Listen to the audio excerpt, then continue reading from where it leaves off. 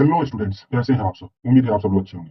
पिछले क्लास में हम लोगों ने विजन आईएएस के टेस्ट नंबर 19 का 1 से लेकर 50 तक 1 से लेकर 100 तक क्वेश्चन को सॉल्व कर लिया था, तो क्लासेस में मिलाकर इस क्लास में हम लोग टेस्ट नंबर 20 का 1 से लेकर 50 तक क्वेश्चन को सॉल्व करेंगे। और वे डिस्क्रिप्शन के साथ सॉल्व करेंगे। अगर जो क्वेश्चन सॉल्व डिस्क्राइब करने लायक होगा उसको डिस्क्राइब करेंगे, और जो बिना क्वेश्चन में ही डिस्क्राइब करके दिया होगा उसको ज्यादा डिस्क्राइब नहीं करेंगे। तो चलिए वीडियो को शुरू करते हैं, और अंत तक बने रहिएगा हमारे साथ, क्योंकि नई नई जानकारियां इस क्लास में आप लोगों को मिलेगी। तो हम लोग देखते हैं। फर्स्ट नंबर क्वेश्चन है, कौन सी रिपोर्ट जो है सतत विकास से संबंधित है? सतत विकास से संबंधित रिपोर्ट का जिक्र है और उसको पहचान लेना है। क्या चुनना है जी? तो सही कथन का चयन करना है। सही कथन का चयन करना और ऑप्शन का तरीका क्या है? एलिमिनेशन मेथड लगने वाला है। अर्थात एक भी हम लोग का सही गलत निकल जाएगा। अगर गलत निकल जाए तो हम लोग का निकल जाएगा यहाँ से आंसर, लेकिन सबको सब सही होता है तो कोई दिक्कत ही नहीं होगा। यहाँ पर दे रहा है रियो सम्मेलन का agenda 21 report.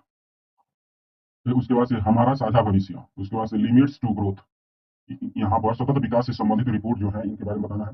Our common future रियो सम्मेलन का एजेंडा 21 कब तैयार हुआ था जी? तो 1992 में जब रियो सम्मेलन हुआ था, यूएनएफसीसी का जब सम्मेलन हुआ था 1992 में रियो में, तो उस समय रियो डी जेनेरियो ब्राजील की राजधानी उस समय थी। रियो डी जेनेरियो में उस समय हुआ था, तो यह रिपोर्ट प्रकाशित हुआ था, एकदम सतत विकास से संबंधित है। और यहाँ पर हमारा साझा भविष्य या फिर आवर कॉमन फ्यूचर कब जारी हुआ था जी? तो 1972 में जब स्टॉकहोम कन्वेंशन हुआ था, तो उस समय यहाँ पर हमारा साझा भविष्य मतलब कि पूरे विश्व के भविष्य को एक बताया गया था। लिमिट्स टू ग्रोथ भी लिमिट्स टू ग्रोथ 1972 से ही संबंधित है, 1992 से ही संबंधित है। तो यहाँ पर ये तीनों के तीनों सतत विकास से जुड़े हुए हैं। यहाँ पर ऑप्शन नंबर डी हो जाएगा, तीनों के तीनों सतत विकास से जुड़ा हुआ है। नेक्स्ट क्वेश्चन देख लेते हैं। निम्नलिखित युग्मों पर विचार कीजिए। और क्या चुनना है जी? विचार कर लेना है। यहाँ पर जीव मंडल आरक्षित क्षेत्र दे रहा है और राज्य दे रहा है, अर्थात कौन सा जीव मंडल आरक्षित क्षेत्र किस राज्य में अवस्थित है। और यहाँ पर क्या चुनना है जी? तो सही कथन का चयन करना है। यहाँ पर दे रहा है शेषाचलम बायोस्फीयर रिजर्व, कौन है? तमिलनाडु। Nokrek biosphere reserve, Meghalaya. पंचमढ़ी उड़ीसा। देहांग देवांग अरुणाचल प्रदेश। यहाँ पर शेषाचलम कौन है कि तमिलनाडु। तो ये कहाँ पर है जी? तो शेषाचलम आंध्र प्रदेश के क्षेत्र में है जी। इस पर तो कई सारी फिल्में बनाई जा चुकी है। पुष्पा और राज, ये भी फिल्म शेषाचलम से ही जुड़ा हुआ था। उसके बाद से नोकरेक मेघालय, एकदम सही है, मेघालय में ही है नोकरेक। पंचमढ़ी बायोस्फीयर रिजर्व, तो यह कहाँ पर है जी? तो पंचमढ़ी जो है मध्य प्रदेश में है, ना कि उड़ीसा में है। तो दूसरा नंबर गलत हो जाएगा, तीसरा नंबर गलत हो जाएगा। इसके बाद से है देहांग देवांग। देहांग देवांग कहाँ पर है जी? तो ये जो है अरुणाचल प्रदेश में ही है। तो ये चौथा नंबर सही सुमेलित है, तो यह सही हो जाएगा। यह गलत है, यह सही है, मतलब कि दो ठो गलत दो ठो सही। हम लोग युग में देख लेते हैं तो कितना हो जाएगा जी? तो ऑप्शन नंबर डी, 1 और 4 सही है, दो ठो गलत है, दो ठो सही है, तो ऑप्शन नंबर बी हो जाएगा। अब हम लोग देख लेते हैं नेक्स्ट क्वेश्चन। नेक्स्ट क्वेश्चन है नेक्स्ट क्वेश्चन है निम्नलिखित में से कौन सा संगठन प्राकृतिक मूल्यों के संरक्षण की गुणवत्ता, प्राकृतिक मूल्यों की संरक्षण की गुणवत्ता, तो यहाँ पर ये देखिए दार्शनिक क्वेश्चन है। ये गुणवत्ता एवं खतरों के विरुद्ध की गई कार्यवाही की प्रभावशीलता के आधार पर सुरक्षित और संरक्षित क्षेत्रों की हरित सूची को प्रमाणित करता है। तो यहाँ पर हरित सूची का मुख्य चीज क्या है जी? तो संरक्षण के में हरित सूची को प्रमाणित करना है। तो हरित सूची को कौन कौन प्रमाणित करता है? तो ऑप्शन नंबर है international union for the conservation of nature, world wide fund for nature conservation international, bird life international. यहाँ पर जो है, यहाँ पर सही आंसर हो जाएगा option number A, international union for conservation of nature, जिसको शॉर्ट फॉर्म में क्या कहते हैं जी? आईयूसीएन कहते हैं।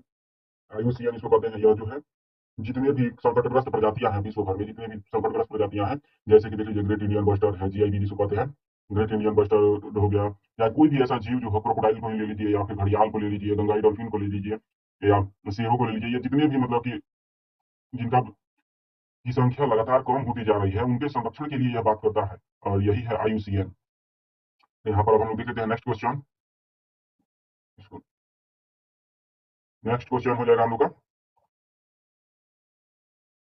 भारत के निम्नलिखित प्रमुख पत्तनों पर विचार कीजिए। प्रमुख पत्तनों पर विचार कर लेना। और यहाँ पर दे रहा है कौन सा उत्तर से दक्षिण की ओर यात्रा करने पर उपयुक्त पत्तनों का सही क्रम है। उत्तर से दक्षिण की ओर यात्रा करने पर पत्तनों का सही क्रम होगा। यहाँ पर ऑप्शन नंबर है कांडला, विशाखापत्तनम, मार्मागांव, या फिर पारादीप। तो यहाँ पर सही जो है, यहाँ पर उत्तर से दक्षिण की तरफ क्रमिक रूप से व्यवस्थित करना है। तो सबसे पहले कांडला देख लीजिए, कांडला कहाँ पर है? तो गुजरात में है। विशाखापत्तनम आंध्र प्रदेश में। तो राज्यवार सबसे पहले छाटिए, उसके बाद से हम लोग सब दिशा छाट लेंगे। इसके बाद से गोवा, मार्मागांव कहाँ पर है? तो गोवा में है। और यहाँ पर पारादीप कहाँ पर है जी? तो उड़ीसा में है। तो यहाँ से हम लोग अगर निश्चित करना शुरू करेंगे तो हम लोग का कैसे आ जाएगा जी क्रम? यहाँ पर सबसे आगे कौन आएगा? तो गुजरात वाला आएगा 1 नंबर। उसके बाद से क्या है? भारत का मैप ही बनाकर देख लीजिए ना, कैसे है जी भारत का मैप हम लोग का? कुछ इसी तरह से ना है। राज्यवार भी हम लोग अगर छांटना चाहें तो भी हम लोग आराम से निकाल सकते हैं ऐसे कुछ। यहाँ पर गुजरात का कांडला कुछ यहाँ पर है, कांडला। और उसके बाद सॉरी, यहाँ पर है कांडला। उसके बाद से देखिए पारादीप, पारादीप यहाँ पर है। और तब है मारमागांव, मारमागांव सॉरी, उसके बाद से यहाँ पर आएगा विशाखापत्तनम वाला, तो मारमागांव कुछ यहाँ पर पड़ेगा। तो कौन सा हो जाएगा जी सबसे आगे? यहाँ पर कौन सा होगा जी पहले? यहाँ पर सबसे पहले गोवाला हो जाएगा, कांडला वाला हो जाएगा, उसके बाद से पारादीप हो जाएगा एक, उसके बाद से चार, उसके बाद से विशाखापट्टनम वाला, और तब वो मरमा गांव हो जाएगा। तो एक, चार, दो और तीन है, तो यहाँ पर कहीं पर दिया हुआ है जी एक, चार, दो, तीन। अच्छा हाँ, नेक्स्ट यहाँ पर नीचे भी है एक तो ऑप्शन नंबर डी जो दिया है, एक, चार, दो, तीन, तो यहाँ पर ऑप्शन नंबर डी हो जाएगा। अब हम लोग देखते हैं नेक्स्ट ऑप्शन, नेक्स्ट क्वेश्चन। यहाँ पर है उत्तरी गोलार्ध में पाए जाने वाले निम्नलिखित विश्व जलवायु प्रकारों को विषुवत रेखा से दूरी के अनुसार व्यवस्थित कीजिए। उत्तरी गोलार्ध में पाए जाने वाले निम्नलिखित विश्व जलवायु प्रकारों को विषुवत रेखा से दूरी के अनुसार व्यवस्थित करना है। विषुवत रेखा से दूरी के अनुसार यहाँ पर ऑप्शन नंबर है चीन तुल्य जलवायु, सूडान तुल्य, उसके बाद से ब्रिटिश तुल्य, आर्कटिक तुल्य। यहाँ पर क्या चयन करना है जी? तो सही कथन का चयन करना है। तो विषुवत रेखा से कितना दूर, अर्थात एक तरह से देखिए तो यहाँ पर हम लोग देखेंगे तो ये क्या कर रहा है कि दक्षिण से उत्तर की तरफ व्यवस्थित करना है। एक तरह से आप लोग देखिएगा तो यहाँ पर जब पृथ्वी का मैप बनाते हैं तो कुछ इस तरह से आता है पृथ्वी का मैप। यहाँ पर क्या है? विषुवत रेखा है। अभी कह रहा है कि विषुवत रेखा से दूरी के अनुसार जो कौन सबसे नजदीक है, उससे दूर कौन है, उससे दूर कौन है, उससे दूर कौन है, सबसे दूर कौन है, यही तो छाट लेना है हम लोग को। मतलब कि एक तरह से यह भी क्वेश्चन हो सकता है कि दक्षिण से उत्तर की तरफ व्यवस्थित कीजिए। तो यहाँ पर जो है सबसे पहले यही देखिए ना कि आर्कटिक कहाँ पर है जी? तो आर्कटिक तो सबसे उत्तर में ना, तो सबसे अंत में आएगा। अर्थात इनमें जो जो भी सबसे अंत में, तो चार चार सबसे अंत में दिया ही है। अब हम लोग को क्या करना है जी? इसी में से देखना है चीन तुल्य जलवायु कहाँ पर आता है। तो यहाँ पर जब देखेंगे, यहाँ पर ब्रिटिश तुल्य जलवायु कहाँ पर आता है जी? तो एक तरह से हम लोग जब ट्रॉपिकल के अनुसार जो हम लोग का एक मैप बनता है, जो कि बायोम का मैप है, बायोम का मैप कुछ इसी तरह से बनता है। यहाँ पर क्या है जी? यहाँ पर तीन बनते हैं। यहाँ पर कौन सा है जी? तो मानसून तुल्य जलवायु यहाँ पर होता है, और इसके बाद से सूडान तुल्य जलवायु यहाँ पर होता है। और हम लोग को जितना देखना है, मानसून तुल्य जलवायु यहाँ पर पाया जाता है जो कि भारत में है। सूडान उसके तुरंत पश्चिम में आता है सूडान तुल्य जलवायु। उसके बाद से यहाँ पर आता है चीन तुल्य जलवायु, और इधर आ जाता है सवाना। इधर तब यहाँ पर साइबेरिया आ जाता है। यहाँ पर आता है काजी, तो ब्रिटिश तुल्य जलवायु। हम लोग को पूरा नहीं देखना है, पूरा मैप बनाना चाहे तो मैप बना लेते हैं 1 मिनट में। यहाँ पर पहले क्वेश्चन का आंसर निकाल लेते हैं, तब हम लोग देखेंगे। एक नंबर कौन है जी? तो यहाँ पर सबसे अथी में कौन है? तो यहाँ पर मानसून का तो जिक्र है नहीं, यहाँ पर सूडान तुल्य जलवायु फर्स्ट नंबर पर हो जाएगा। सूडान तुल्य जलवायु यहीं पर है। उसके बाद से किसकी बात हो रहा है जी? तो चीन तुल्य जलवायु यहाँ पर पाया जाता है। तो चीन तुल्य जलवायु कहाँ पर है जी? तो यहाँ पर एक नंबर है, दो, एक।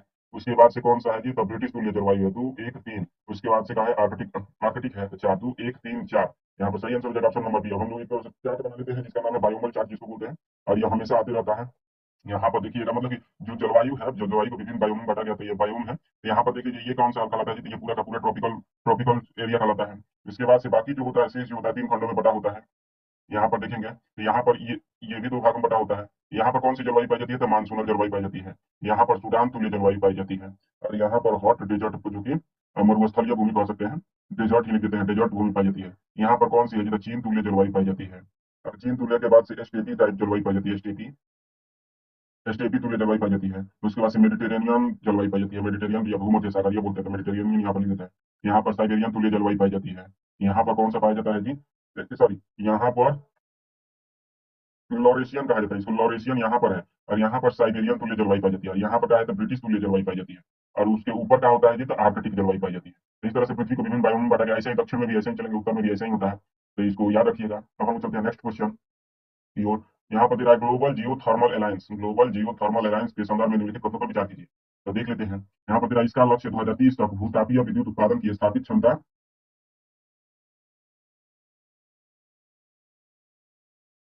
भूतापीय विद्युत उत्पादन की स्थापित क्षमता जो है 5 गुना वृद्धि हासिल करना है। 2030 तक 5 गुना कर देना भूतापीय ऊर्जा, ग्लोबल जियो थर्मल अलायंस होता है। उसके बाद से यहाँ पर दे रहा है कि इसका शुभारंभ ग्लासगो में आयोजित COP26 में किया गया था। COP26 में किया गया था जी। यहाँ पर चुनना है, सही कथन का चयन करना है। सही कथन का चयन करना है, केवल एक, केवल दो, एक और दो, ना तो एक, ना तो दो। इस तरह से ऑप्शन का तरीका है। यहाँ पर जो है इसका लक्ष्य 2030 तक भूतापीय ऊर्जा को 5 गुना बढ़ाना था, एकदम सही है। और दूसरा नंबर जो दे रहा है कि इसे COP26 ग्लासगो में शुरू किया गया था, तो यह जो एकदम सरासर गलती है। क्योंकि यह जो है 2000 COP21, कॉप किसमें जी? COP15 शायद, COP21, सॉरी COP21 में रहेंगे। COP21 पेरिस में जो वार्ता हुई थी 2015 में, 2015 में उसमें यह बात उठा था। तो यहाँ पर 2015 में यह बात उठा था इसके लिए, ग्लोबल जियो थर्मल अलायंस के लिए, ना कि COP26 में। तो यहाँ पर दूसरा नंबर गलत, ऑप्शन नंबर केवल एक सही हो जाएगा। अब हम लोग देख लेते हैं नेक्स्ट क्वेश्चन। नेक्स्ट क्वेश्चन है अंतर्राष्ट्रीय प्रकृति संरक्षण संघ, प्रकृति संरक्षण संघ जिसको आईयूसीएन की प्रजातियों को की हरित स्थिति प्रदान करती है। आईयूसीएन की प्रजातियों की हरित स्थिति प्रदान करती है, हरित स्थिति प्रदान करती है जी। तो यहाँ पर चार ऑप्शन दिए हुए हैं, इनको चयन कर लेना है सही गलत। तो यहाँ पर देख लेते हैं। यहाँ पर दे रहा है कि आईयूसीएन प्रजाति, यहाँ पर दे रहा है विलुप्ति के जोखिम के साथ साथ प्रजातियों की पुनर्बहाली और संरक्षण प्रभाव का आकलन करने के लिए एक उपकरण है। तो यह हरित स्थिति के संदर्भ में आगे पढ़ने की केवल जरूरत ही नहीं होगी, क्योंकि ऑप्शन नंबर यही पूरा बेहतर तरीके से व्याख्या कर देता है। हरित स्थिति कहते हैं कि इसको है जो हमेशा बढ़ता है, मतलब कि हरित स्थिति जब इन्वायरमेंटल इकोलॉजी पढ़िएगा तो वहां पर जैसे ही हरित शब्द लग जाएगा तो हरित शब्द मतलब कि खुशहाली का प्रतीक माना जाता है। भारतीय कृषि प्रसार प्रधान देश है, तो यहाँ से ऐसे ही मान लिया जाता है कि भारत के जितना भी यहाँ पर दे रहा है कि हरित शब्द जो दिया है, तो इसका अर्थ है कि विकास, खुशहाली, ये सबसे जुड़ा हुआ है। आयुसीएन क्या करता है? आयुसीएन प्रजाति की रक्षा करता है, तो हरित स्थिति कब होगा? यदि जब रक्षा हो जाएगा बढ़िया से और उनका आकलन करते रहना, आकलन होते रहेगा, तो नंबर यही हो जाएगा, आगे बढ़ने की जरूरत नहीं है। यहाँ पर दे रहा है सतत वन प्रबंधन के लिए प्रमाण, ऐसा कुछ नहीं है। वन्य जीव संबंधी व्यापार नियंत्रण, तो ये तो सीएमएस करता है। उसके बाद से यहाँ पर प्रजातियों की पहचान के लिए आनुवांशिक आनुवांशिक बार कोडिंग, ऐसा कुछ प्रावधान नहीं है। अब हम लोग देख लेते हैं next question. Alliance to End Plastic Waste के संदर्भ में निम्नलिखित कथनों पर विचार कीजिए। क्या नाम दे रहा है? Alliance to End Plastic Waste. Alliance to End Plastic Waste के संदर्भ में विचार करना है। तो क्या विचार करना है जी? तो सही कथन पर विचार कर लेना है।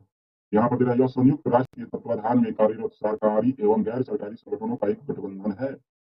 Alliance to End Plastic Waste. उसके बाद से यह World World Business Council for Sustainable Development का एक संस्थापक रणनीतिक भागीदार है।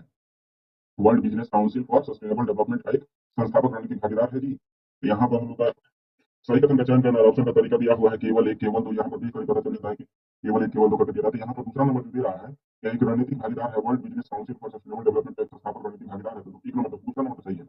लेकिन जो दे रहा है संयुक्त राष्ट्र के तत्वाधान में कार्यरत है, तो ऐसा कुछ नहीं है। यह जो है संयुक्त राष्ट्र के तत्वाधान में नहीं काम करता है, यह स्वतंत्र एक एजेंसी है। Alliance to End Plastic Waste जो एक स्वतंत्र एजेंसी है, यूएन के तत्वाधान में पूरा नहीं है। तो यहाँ पर दूसरा नंबर केवल सही, ऑप्शन नंबर बी हो जाएगा। अब हम लोग देख लेते हैं नेक्स्ट क्वेश्चन।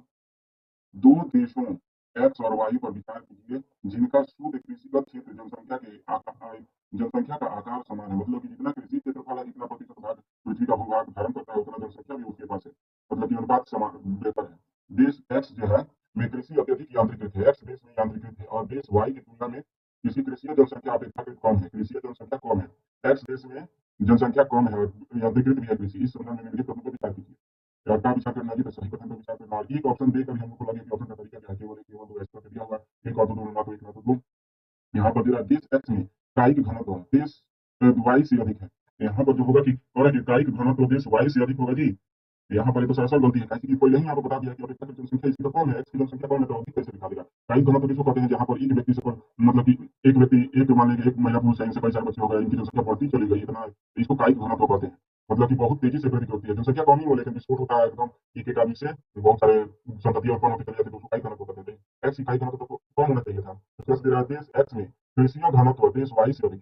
कृषि का घनत्व आप लोग को लग सकता है कि कृषि घनत्व अधिक होना चाहिए, यांत्रिक तो ज्यादा कृषि करते हैं, लेकिन वास्तव में यह गलत है। क्यों जी? कृषि का घनत्व का अर्थ होता है कितना जनसंख्या उसका काम करता है, सॉरी, इसका मतलब कि बांधों की खेत के आकार कितना बड़ा है, छोटा छोटा है। जैसे भारत में देखिए एकदम एक एक कट्ठा दो कट्ठा का छोटा छोटा, मतलब हेक्टेयर का तो भूमि कहीं बाई चांस नहीं देखने को मिल जाएगा कि एक हेक्टेयर का कोई प्लॉट है।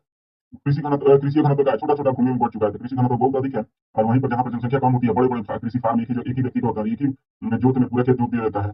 यहाँ पर कृषि घनत्व कम होता है, और यहाँ पर एक्स देश में कृषि घनत्व और अधिक है, वो कम है, और अधिक है। तो दूसरा दोनों का दोनों गलत है, तो ऑप्शन नंबर डी हो जाएगा। अब हम लोग देख लेते हैं नेक्स्ट क्वेश्चन। नेक्स्ट क्वेश्चन है, निम्नलिखित में से कौन सा से कारक पृथ्वी की घूर्णन गति को प्रभावित कर सकते हैं? पृथ्वी की घूर्णन गति को प्रभावित कर सकते हैं, और क्या चुनना है जी? तो सही कथन का चयन करना है। घूर्णन गति को प्रभावित करने वाले ज्वार भाटा, मध्य समुद्र तल, उसके बाद से पवन प्रतिरूप। यहाँ पर जो है पृथ्वी की घूर्णन गति को प्रभावित कर सकते हैं, तो यहाँ पर ज्वार भाटा, मध्य समुद्र तल, पवन प्रतिरूप जो है, यहाँ पर कौन कौन से हो जाएंगे? तो यहाँ पर तीनों के तीनों सही है। यहाँ पर ज्वार भाटा भी प्रभावित करता है, मध्य समुद्र तल भी, और पवन की प्रतिरूप भी, तो ऑप्शन नंबर डी हो जाएगा। अब हम लोग देख लेते हैं नेक्स्ट क्वेश्चन। मनुष्य प्रकृति के नियमों का अनुपालन करके, 11 नंबर है, मनुष्य जो है प्रकृति के नियमों का अनुपालन करके उस पर विजय प्राप्त कर सकते हैं। निम्नलिखित में से किसके अंतर्गत प्रस्तावित अवधारणा है? तो किसने अवधारणा रखी थी कि मनुष्य जो है विजय प्राप्त कर सकते हैं? यहाँ पर दे रहा है पर्यावरणीय निश्चयवाद, संभाववाद, नव निश्चयवाद, मानवतावाद। यहाँ पर जो सही आंसर हो जाएगा नव निश्चयवाद। यह कहता है कि उस पर विजय प्राप्त कर सकता है मनुष्य, तो ऑप्शन 11 का सी हो जाएगा, नौ निश्चय में। यहाँ पर अब हम लोग देखें नेक्स्ट क्वेश्चन। एस्ट्रोसैट के संदर्भ में निम्नलिखित कथनों पर विचार कीजिए। एस्ट्रोसैट के संदर्भ में विचार कर लेते हैं। यह भारत का रेडियो खगोल विज्ञान के लिए विशेष रूप से समर्पित पहला अभियान है। एस्ट्रोसैट जो है रेडियो खगोल विज्ञान के लिए विशेष रूप से समर्पित पहला अभियान है। उसके बाद यह केवल दृश्य बैंड में कार्य करता है, न कि एक्सरे या पराबैंगनी क्षेत्रों में। रेडियो खगोलीय विज्ञान के लिए विशेष रूप से समर्पित पहला अभियान है। यहाँ पर उसके बाद यहाँ सबसे पहले ऑप्शन का तरीका देख लेते हैं कैसे दिया हुआ है कि यहाँ पर पूछा रहा है सही कथन का चयन करना है, केवल एक, दो और तीन, एक और तीन और कोई नहीं। तो यहाँ पर जो हो जाएगा, यह भारत का रेडियो खगोलीय विज्ञान है, विज्ञान के लिए विशेष रूप से समर्पित पहला अभियान है। तो यहाँ पर दूसरा दो ऑप्शन तो पढ़ चुके हैं आप लोग, उससे लगाइए और तब हम आंसर बताएंगे इसका। तो यहाँ पर है यहाँ पर तेरा इसी आकाश के किसी एक ही क्षेत्र में निरंतर अवलोकन हेतु एक भू स्थिर कक्षा में स्थापित किया गया था। निरंतर अवलोकन हेतु भू स्थिर कक्षा में स्थापित किया गया था। तो यहाँ पर जो है ये तीनों के तीनों सही हैं। सॉरी, ये जो है तीनों के तीनों गलत है। एस्ट्रोसेट के संदर्भ में विचार करना है तो ये जो रेडियो खगोलीय विज्ञान के लिए समर्पित है तो नहीं, पहला अभियान ये नहीं है। इससे पहले भी तो कोई साल 2015 में ये तो अभी वर्तमान भेजा गया, 2015 में ये तो भेजा गया था एक्सपोसेट जिसका नाम था। इसका नाम तो एस्ट्रोसेट है, इसका एक्सपोसेट भी भेजा गया था। तो यहाँ पर यह गलत है। यहाँ पे रखिए यह केवल दृश्य अब बताइए जवाहर का पूरी जब यहाँ पर आ जाएगा तो केवल जैसे ही लग जाएगा तो बताइए। हम पहले ही बता चुके हैं साइंस और टेक्नोलॉजी में अधिकांश जो होते हैं योजनाएं, मिशन, कार्य जो होते हैं या फिर क्षेत्र होते हैं या फिर तकनीकी होती है वो क्या होते हैं तो व्यापक होते हैं, मतलब उनका कार्य क्षेत्र काफी व्यापक होता है।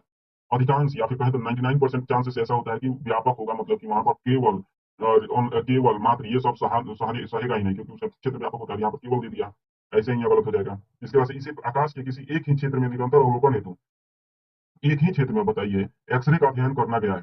तो यह केवल एक ही क्षेत्र में एकदम से टुकी लगा के ऐसे ही देखते रहेगा तो इधर से एक्सरे जा जाएगी तो क्या करेगा, छोड़ देगा। इसीलिए यह गलत है। ये कह रहा है कि एक ही क्षेत्र में यह जो चारों तरफ से जितना भी इसका डायमेंशन है सब पर यह काम करेगा और चारों तरफ से यह एक्सरे का अध्ययन करेगा। यहाँ पर तीसरा नंबर भी गलत है। तो यहाँ पर जो आंसर हो जाएगा ऑप्शन नंबर डी, कोई भी सही नहीं है।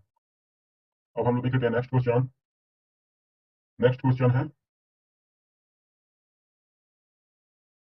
यहाँ पर दिया जा रहा है कि निम्नलिखित में से कौन सा आयु लिंग पिरामिड का आकार जनसंख्या वृद्धि की संबंधित प्रवृत्ति के साथ सही सुमेलित है। जनसंख्या वृद्धि की सही प्रवृत्ति के साथ सुमेलित है जी। तो यहाँ पर दे रहा है पिरामिड का आकार जनसंख्या वृद्धि की प्रवृत्ति। यहाँ पर दे रहा है सही उत्तर का चयन करना है। और यहाँ पर दे रहा है घंटा का आकार की स्थिर जनसंख्या। अब यहाँ पर जनसंख्या वृद्धि को विभिन्न प्रकार के पिरामिडों से समझाया जाता है और इन सजाने की प्रक्रिया को विभिन्न प्रकार से ऐसे त्रिभुज की तरह, उसके बाद त्रिभुजाकार, उसके बाद चतुर्भुजाकार, घंटाकार कुछ इस तरह से हो जाता है। घंटा कुछ इसी तरह से होता है तो घंटाकार। तो यहाँ पर यह दिखाना कि कौन सा सुमेलित है। सुमेलित है और यहाँ पर ऑप्शन का तरीका थोड़ा सा एलिमिनेशन मेथड का टाइप लगा हुआ है। यहाँ पर तेरा घंटाकार जो है स्थिर जनसंख्या बता रहा था एकदम, यह जो है एकदम सही है क्योंकि घंटा में क्या होता है ये देखिए एकदम सीधा की तरह जा रहा है। अगर यहीं पर कुछ इस तरह से होता मतलब कि एक जनसंख्या से इधर से चली और कम बढ़ती जा रही है तो यहाँ पर त्रिभुजाकार जब होगा तो यहाँ जनसंख्या वृद्धि का संकेत है, जबकि घंटाकार स्थिर जनसंख्या का संकेत है। त्रिभुजाकार विस्तरित होती जनसंख्या तो एकदम सही है। यहाँ पर बताइए कि घंटाकार में जनसंख्या स्थिर होती है क्योंकि यह सीधा जाता है, यह सीधा होता है, निश्चित इसकी दिशा होती है। यहाँ से पहले थोड़ा सा बढ़ता है लेकिन बाद में जाके स्थिर हो जाता है। वहीं त्रिभुजा का आकार है बढ़ते जाएगा तो विस्तरित होती जनसंख्या। और यहाँ पर दे रहा उल्टा पिरामिड, तो उल्टा पिरामिड जो है हासमान जनसंख्या है तो नहीं, यह जो है हासमान जनसंख्या को निरूपित नहीं करता है उल्टा पिरामिड। तो यहाँ पर तीसरा नंबर गलत हो जाएगा, एक और दो सही है तो ऑप्शन नंबर ए हो जाएगा। अब हम लोग देखते हैं नेक्स्ट क्वेश्चन। ऑनलाइन गेमिंग प्राधिकरण ढांचे के संदर्भ में विचार करना। ऑनलाइन गेमिंग प्राधिकरण ढांचा के संदर्भ में विचार करना है और यहाँ पर क्या दे रहा है तो सही कथन का चयन करना है। ऑनलाइन ढांचा गेमिंग के संदर्भ में सही कथन का चयन करना है और यह प्राधिकरण ऑनलाइन गेम्स को विनियमित करता है। ऑनलाइन गेम्स को विनियमित करता है, उनकी एक रजिस्ट्री बनाए रखता है, रजिस्ट्री भी बनाए रखता है। उसके बाद से है सोशल गेम्स और ई स्पोर्ट्स। सोशल गेम्स और ई स्पोर्ट्स दोनों को पंजीकरण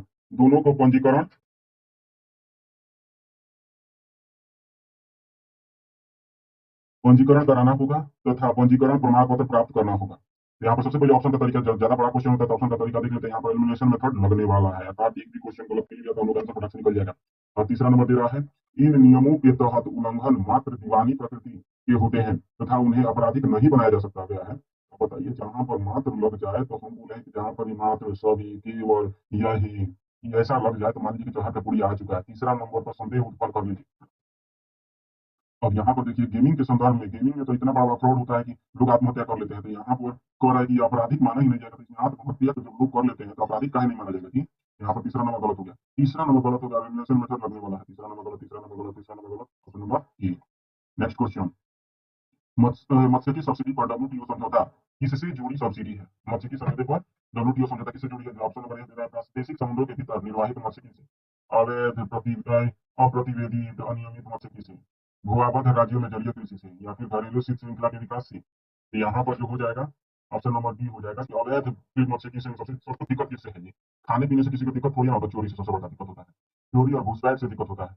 तो यहाँ पर चोरी जहाँ पर घुसपैठ होगा वहीं पर हर किसी का सिर दर्द होगा। तो यहाँ पर इसीलिए अवैध प्रतिवेदन यहाँ पर जहाँ पर होगा वहीं पर डब्ल्यूटीओ का नियम चालू होगा। ऑप्शन नंबर बी हो जाएगा। अब हम देख लेते हैं नेक्स्ट क्वेश्चन।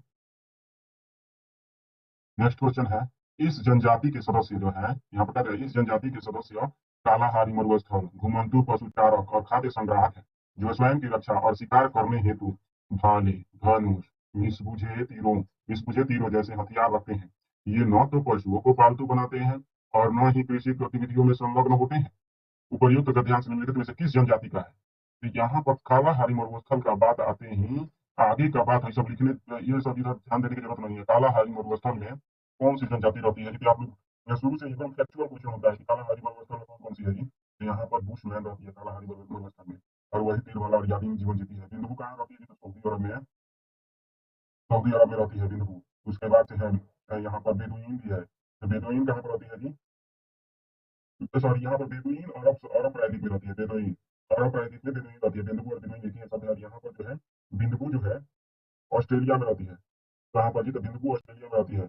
और इसके बाद यहाँ जो है टुआरेग भी शायद, ये भी शायद अफ्रीका के किसी देश में रहती है, लेकिन इतना तो स्पष्ट नहीं है कि कहाँ पर रहती है जी टुआरेग जो है।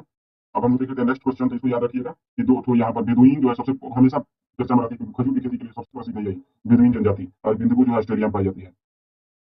तो अब हम लोग देख लेते हैं नेक्स्ट क्वेश्चन। पारिस्थितिकी तंत्र द्वारा प्रदान की जाने वाली पारिस्थितिकी तंत्र द्वारा प्रदान की जाने वाली निम्नलिखित सेवाओं पर विचार कीजिए। तो सेवाओं पर विचार कर लेते हैं। यहाँ पर दे रहा है उपयुक्त में से कितनों को पारिस्थितिकी तंत्र द्वारा प्रदान की जाने वाली सहायक सेवाओं के रूप में वर्गीकृत किया जा सकता है? कितनों को पारिस्थितिकी तंत्र द्वारा प्रदान की जाने वाली सहायक सेवाओं के रूप में वर्गीकृत किया जा सकता है जी? यहाँ पर दे रहा है मनोरंजन और पर्यटन, खाद्य पदार्थों का उत्पादन, कार्बन प्रच्छादन, आनुवांशिक विविधता को बनाए रखना। तो यहाँ पर जो है कौन सा होगा जी? तो यह जो है आनुवांशिक विविधता को बनाए रखना। तो यहाँ पर किस बारे में बताया, कितने को पारिस्थितिकी तंत्र द्वारा प्रदान की जाने वाली सहायक सेवाओं के रूप में वर्गीकृत किया जाता है? इस क्वेश्चन का की पॉइंट क्या है जी? तो सहायक सेवा है। क्या है जी? तो सहायक सेवा के संदर्भ में देखना सबसे की पॉइंट है। तो सहायक सेवा कहते हैं किसको है जी? तो वैसी सेवाएं जो प्रत्यक्ष रूप से दिखाई नहीं देती हैं, वैसी सेवाएं जो पारिस्थितिकी तंत्र द्वारा तो दिखाई नहीं देती है, लेकिन वास्तव में उनसे मिलता रहता है और प्रत्यक्ष रूप से जैसे कि हम लोग देखें जब यहाँ पर खाद्य पदार्थों का उत्पादन तैयार है, तो प्रत्यक्ष रूप से दिखाई देता है कि पौधों से फल फूल भोजन मिल रहा है। यहाँ पर तो दिखाई देता है, तो यह सहायक नहीं बल्कि मुख्य सेवा हो जाएगा, मुख्य सेवा में आ जाएगा। कार्बन प्रच्छादन भी है, कार्बन प्रच्छादन को स्पष्ट रूप से होते रहता है, यह किसी को पता है। आनुवंशिक विविधता को बनाए रखता है, यह भी पारिस्थितिकी तंत्र का मुख्य कार्य ही है। लेकिन पर्यटन और मनोरंजन जो है, यह जो है सहायक सेवा के अंतर्गत आता है। अर्थात यह प्रकृति प्रत्यक्ष रूप से देती नहीं है। ये जो है ये सभी काम का प्रकृति द्वारा प्रत्यक्ष रूप से स्पष्ट रूप से प्रदान किया जाता है, लेकिन यह जो है मानव जो है अपने आप से उत्पन्न किया है मनोरंजन और पर्यटन को, वन में जाकर खुशी मना लेना है, तो यह जो है सहायक सेवा में रखा जाता है। ये तीनों को मुख्य सेवा में रखा जाता है, तो इसीलिए ऑप्शन नंबर ए केवल एक हो जाएगा। और हम लोग देखें नेक्स्ट क्वेश्चन, निम्नलिखित में से कौन सा अथवा रियो शिखर सम्मेलन के एजेंडा 21 के उद्देश्य को सर्वाधिक उपयुक्त ढंग से परिभाषित करता है? रियो शिखर सम्मेलन के एजेंडा 21 के उद्देश्य को परिभाषित करता है। यहाँ पर दे रहा है 21वीं शताब्दी में पृथ्वी के संसाधनों का संधारणीय विकास। उसके बाद है 2020 तक ग्रीन हाउस जीएचजी के उत्पादन को नियंत्रित करने हेतु प्रतिबद्धता। आगे जाकर पढ़ने की जरूरत ही नहीं है। 2020 तक जलवायु परिवर्तन का संबंध किस विकासशील देशों का संगठन है, ऐसा कुछ है या नहीं है? ये फर्स्ट नंबर ये तो सही हो जाएगा। पृथ्वी के संसाधनों का सम्मानीय विकास ये एजेंडा 21 का मुख्य लक्ष्य था, क्योंकि रियो डी जेनेरियो 1992 रियो सम्मेलन हुआ था, उसी में यह एजेंडा 21 लाया गया था। मतलब ये किसी शताब्दी से जुड़ा हुआ है, 21वीं शताब्दी में संधारणीय विकास करने के लिए लाया गया था एजेंडा 21। अब हम लोग देखते हैं नेक्स्ट क्वेश्चन। नेक्स्ट क्वेश्चन है निम्नलिखित में से कौन सी राष्ट्रीय स्वच्छ वायु कार्यक्रम, जिसको शॉर्ट फॉर्म में एनसीएपी कहते हैं, की प्रमुख विशेषताएं हैं? एनसीएपी की प्रमुख विशेषताएं हैं, तो यहाँ पर यह पीएम 2.5 और पीएम 10 प्रदूषण पर अंकुश लगाने के लिए वार्षिक लक्ष्य निर्धारित करता है। पीएम 2.5 और 10 जो है प्रदूषण पर अंकुश लगाने के लिए लक्ष्य निर्धारित करता है। उसके बाद से है यह एक अखिल भारतीय मिशन है जिसमें भारत के सभी शहर शामिल है। तो अखिल भारतीय मिशन जिसमें भारत के सभी शहरों को शामिल कर लिया जाएगा एनसीएपी में। और यहाँ पर सबसे पहले चार्ट ऑप्शन का तरीका देखें, यहाँ पर सही कथन का चयन करना है। और यहाँ पर ऑप्शन एलिमिनेशन मेथड लगने वाला है, अर्थात कुछ होने की जरूरत है, क्योंकि एलिमिनेशन मेथड यहाँ पर लग रहा है। एक भी ऑप्शन हमको गलत मिल जाएगा, आराम से आंसर फटाक से निकल आएगा। यहाँ पर दे रहा है कि वार्षिक लक्ष्य निर्धारित करता है। बताइए, वार्षिक लक्ष्य निर्धारित थोड़ी ना होगा, एक बार लक्ष्य निर्धारित कर दिया गया है और उसी के अनुसार काम किया जाता है। 2017 में लक्ष्य निर्धारित किया गया था, 2017 में कि सतत कमी करते रहना, लेकिन वार्षिक लक्ष्य इसका निर्धारण नहीं होता है। और यहाँ पर पीएम 2.5 पीएम 10 को संकेंद्रों को बनाया ही रखा गया है, लेकिन वार्षिक नहीं, सतत रूप से इसको किया जाता है। उसके बाद से देखा कि यह एक अखिल भारतीय मिशन है जिसमें भारत के सभी शहर शामिल है। तो अभी तक जो है सभी शहरों को इसमें शामिल नहीं किया गया। मुख्य रूप से दिल्ली के लिए शुरू किया था। जैसे ग्रैप प्रोग्राम के बारे में टेस्ट नंबर 19 में पढ़ा था, grab graded response action plan के संदर्भ में, यह भी एनसीएपी से जुड़ा हुआ है। तो दिल्ली में शुरू किया गया था सबसे पहले, यह अभी तक अखिल भारतीय स्तर पर शुरू नहीं किया गया था, दूसरा नंबर गलत है। और तीसरा नंबर तेरा यह एक बहुहितधारी हितधारा कार्यक्रम है जिसमें विभिन्न मंत्रालयों और सिविल सोसाइटी के मध्य समन्वय पर बल दिया जाता है। एकदम सही है, तीसरा नंबर सही है, दूसरा नंबर गलत, एक नंबर गलत। उसके बाद से है यहाँ पर हम लोग ऐसे भी देख लें तो फर्स्ट नंबर गलत, दूसरा नंबर गलत, फर्स्ट नंबर गलत, दूसरा नंबर गलत, ऑप्शन नंबर सी निकल के ऐसे भी चलाएगा। 3 और 4 पढ़ेंगे कहीं नहीं। जागरूकता और क्षमता के विकास को बढ़ावा देने के लिए तो यह किया ही जाता है। तो हम लोग देखें next question, global methane tracker जिसको जीएमटी रिपोर्ट कहते हैं, ग्लोबल मीथेन ट्रैकर रिपोर्ट निम्नलिखित में से किस संस्था द्वारा प्रकाशित किया जाता है? ग्लोबल मीथेन ट्रैकर रिपोर्ट किस संस्था द्वारा? यहाँ पर दे रहा है कि आईईए, यूएनईपी, डब्ल्यूईएफ, आईपीसीसी। तो यहाँ पर जो है सही आंसर हो जाएगा ऑप्शन नंबर ए। अंतर्राष्ट्रीय ऊर्जा एजेंसी जो है ग्लोबल मीथेन ट्रैकर रिपोर्ट जारी करता है, जो विश्व भर के विभिन्न स्थलों का और विभिन्न देशों का आकलन करता है। सैटेलाइट के माध्यम से जो आंकड़े मिलते हैं और उसे अध्ययन करता है, बताता है कि किस क्षेत्र में कितना मीथेन का उत्सर्जन हो रहा है। इसी में बताया है कि विश्व में सर्वाधिक मीथेन का उत्सर्जन कृषि से होता है, क्योंकि कृषि क्षेत्र में जहां पर भी कृषि क्षेत्र होता है वहां पर इसका मीथेन का स्राव ज्यादा होता है। अब हम लोग देखते हैं नेक्स्ट क्वेश्चन, जनगणना 2011 में प्रवासन की गणना में निम्नलिखित में से किन आधारों का उपयोग किया गया था? प्रवासन की गणना में किन आधारों का उपयोग किया गया था? तो यहाँ पर क्या चुनना है कि तो सही कथन का चयन करना है। और ऑप्शन नंबर है रेल यातायात के आंकड़े, उसके बाद जन्म स्थान, निवास स्थान। तो यहाँ पर जो है यहाँ पर रेल यातायात के आंकड़े, जन्म स्थान, निवास स्थान। यहाँ पर रेल यातायात के आंकड़े, और बताइए इतना बड़ा जनसंख्या जो है लगभग प्रत्येक महीने प्रत्येक दिन 20 मिलियन लोग जो है भारत में क्या कहते हैं कि तो सफर में ही रहते हैं 20 मिलियन लोग। इतना बड़ा आंकड़ा रोज का रोज लिया जाए और जब प्रवासन की जानकारी रखा जाए तो बुखार लग जाएगा। तो ऐसा चैट जीपीटी से बड़ा ही एल्गोरिथम लाना पड़ेगा जो कि इतना बड़ा गणना को एक बार में कैलकुलेट करते रहेगा हर मिनट। ऐसा नहीं है कि रेल यात्री के यातायात के आंकड़े लेकर प्रवासन की गणना कर ली जाएगी। यहाँ पर जन्म स्थान और निवास स्थान के आधार पर किया जा सकता है। एक नंबर गलत है। यहाँ पर एलिमिनेशन में थोड़ा ऐसे भी हो सकता था, एक नंबर गलत, एक नंबर गलत, एक नंबर गलत, क्योंकि रेल यात्रा का आंकड़ा ले लेना और उसका उपयोग कर लेना प्रवासन की गणना में बड़ा कठिन हो जाएगा, जटिल हो जाएगा। यहाँ पर ऑप्शन नंबर बी हो जाएगा, जन्म स्थान और निवास स्थान के आधार पर प्रवासन की गणना की जाती है, ना कि रेल यात्रा के आंकड़े के आधार पर। अब हम लोग देखते हैं नेक्स्ट क्वेश्चन। नेक्स्ट क्वेश्चन है नियामक टी कोशिकाओं और फॉक्सपी3 जीवन के संदर्भ में निम्नलिखित में से कौन सा से कथन सही है? सही कथन का चयन करना है। टी कोशिकाओं और फॉक्सपी3 जीन के संदर्भ में विचार करना है। यहाँ पर दे रहा है कि यहाँ पर ऑप्शन का तरीका देखिए कैसे दिया हुआ है कि यहाँ पर सही कथन पूछा जा रहा है और ऑप्शन का तरीका क्या है? एलिमिनेशन मेथड के से संयुक्त है। और यहाँ पर अगर एक भी गलती हम लोग को मिल जाए तो आंसर निकल जाएगा, लेकिन तीनों के तीनों सही हो जाए तो कोई दिक्कत ही नहीं है। यहाँ पर है फॉक्सपी3 नियामक टी कोशिकाओं के विकास को नियंत्रित करता है जी। फॉक्सपी3 जो है नियामक टी कोशिकाओं के विकास को नियंत्रित करता है जी।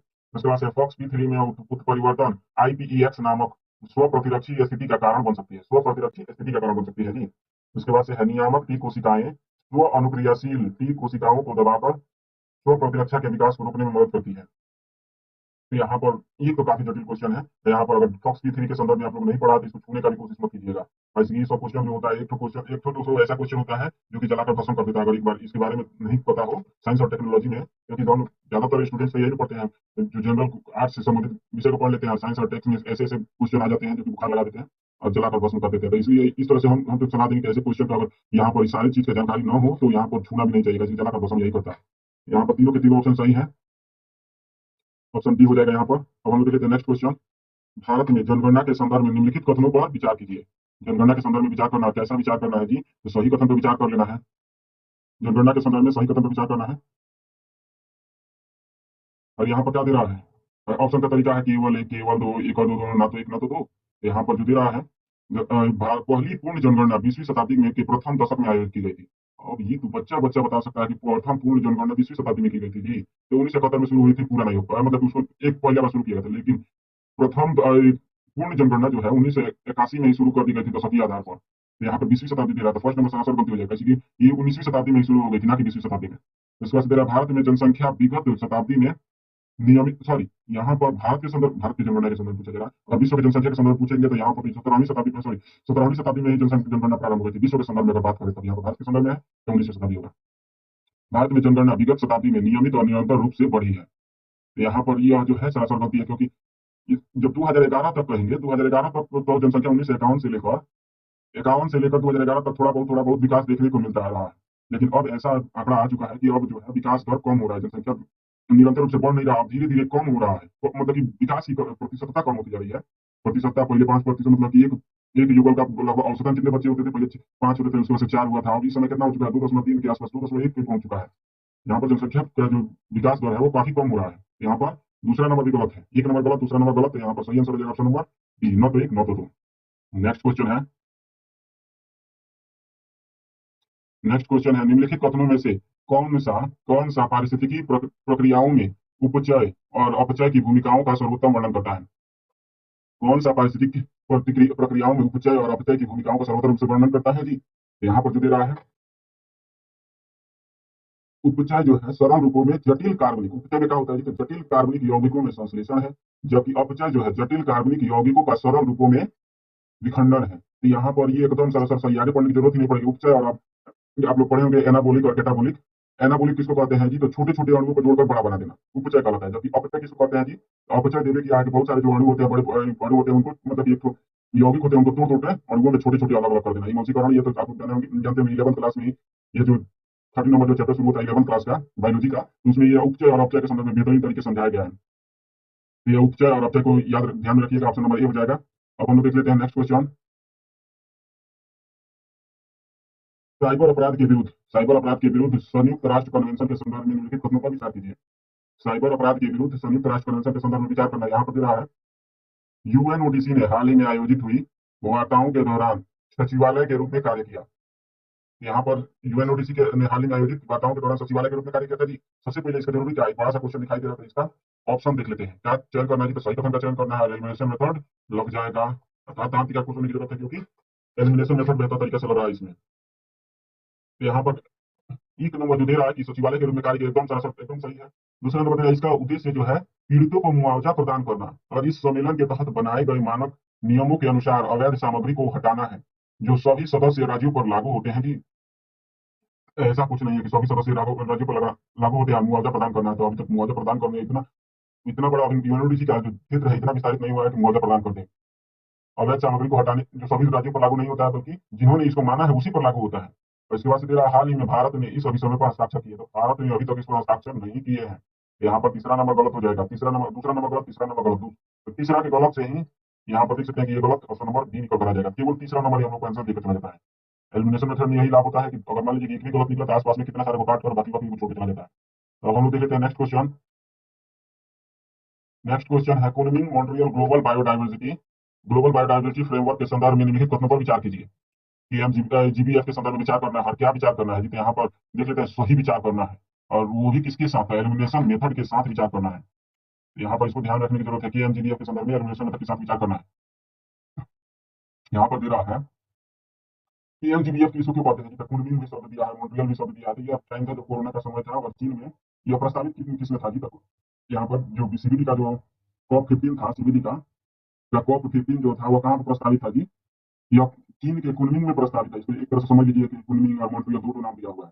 कुनमिंग में प्रस्तावित था, लेकिन चीन में उस समय कोविड फैला हुआ था, काफी तेजी से बढ़ रहा था, इसीलिए चीन ने अपने समर्थन से इसका जो सम्मेलन था कुनमिंग में ना कराकर मॉन्ट्रियल को दे दिया, मतलब कि कनाडा को दे दिया।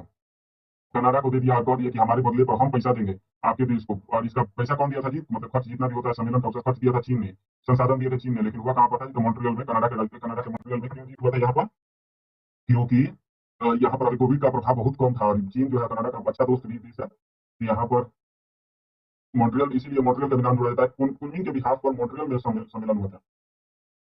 तो यहाँ पर यहीं पर 13 to 30 एजेंडा आया था, तो आप लोग पढ़े होंगे इसके संदर्भ में। अब हम देख लेते हैं इसको दे रहा है कि फ्रेमवर्क में 2030 तक जैव विविधता के ह्रास को समाप्त करने और प्राकृतिक पारितंत्र को पुनर्बहाल करने के लिए 23 लक्ष्य निर्धारित किए गए थे जी। एकदम सही है, 23 लक्ष्य निर्धारित किए गए थे।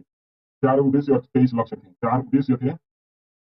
चार उद्देश्य के अंतर्गत ही 23 लक्ष्य थे। अब उद्देश्य और अंतर में उद्देश्य और लक्ष्य में कहिए कि जैसे तो यहाँ पर कहते 4 को किताब और 23 को पाठ था, ऐसे कह सकते हैं, 4 उद्देश्य और 23 लक्ष्य। यहाँ पर दे रहा है कि जीबीएफ का लक्ष्य 2030 तक पृथ्वी के कम से कम 30% भाग को संरक्षित करना और पारितंत्र के निम्नीकरण को उत्क्रमित करना। तो ये अभी एकदम ऐसा ही हुआ था कि हमने अभी अभी कुछ ही समय बताया था कि पहले कुछ समय पहले बताया था कि 30x30 एजेंडा इसी समय आया था, मतलब कि 2030 तक 30% सागर, 30% सागरीय क्षेत्र या फिर कई जल निकाय और 30% भूमि का पारिस्थितिकी तंत्र या फिर कहा तो बायोडाइवर्सिटी की रक्षा के लिए प्रतिबद्धता जारी की गई थी यहाँ पर पीएमजीबीएफ में। तो दूसरा नंबर भी सही है। तीसरा नंबर तेरा फ्रेमवर्क के कार्यान्वयन में सहायता प्रदान करने हेतु वैश्विक पर्यावरण सुविधा से विशेष ट्रस्ट फंड स्थापित करने का अनुरोध किया गया है। यह भी सही है कि विशेष ट्रस्ट फंड के लिए बात किया गया है। तीनों के तीनों सही है, तो ऑप्शन नंबर 1, 2 और 3 सही हो जाएंगे। नेक्स्ट क्वेश्चन है, हाल ही में सुर्खियों में रहा acoustic vehicle alerting system, acoustic vehicle alerting system, जिसको अब आवास बोलते हैं, एवीएस बोलते हैं, पद जो है संदर्भित करता है। एक्वास्टिक व्हीकल अलर्टिंग सिस्टम जो है ऑप्शन नंबर ए है। ईवी की गतिविधि को वास्तविक समय में ट्रैक करने की एक उपग्रह आधारित अलर्ट तंत्र है। वास्तविक समय में ट्रैक करने का एक उपग्रह आधारित अलर्ट तंत्र है जी। उसके बाद से है, इसके बाद से है कम गति से चल रहे इलेक्ट्रॉनिक वाहनों में पैदल चलने वालों और सड़क उपयोगकर्ताओं को सड़क सतर्क करने हेतु कृत्रिम ध्वनि उत्पन्न करने की एक डिजाइन की गई एक प्रणाली है। तो यहाँ पर जो है अवकाश आवास के संदर्भ में देखेंगे अकॉस्टिक व्हीकल अलर्टिंग सिस्टम, तो यहाँ पर व्हीकल अलर्टिंग सिस्टम दे रहा है। तो व्हीकल अलर्टिंग सिस्टम का संबंध यहाँ पर दूसरा नंबर ही सही है, क्योंकि यह जो अब मॉडर्न समय में, वर्तमान समय में जितने भी गाड़ियां बनाई जा रही हैं जिसमें एआई का उपयोग हो रहा है, इसमें एआई का उपयोग होता है, तो एक तो मतलब कि सकारात्मकता पहले मानी जाती है कि बिना ड्राइवर के भी ये चल सकता है।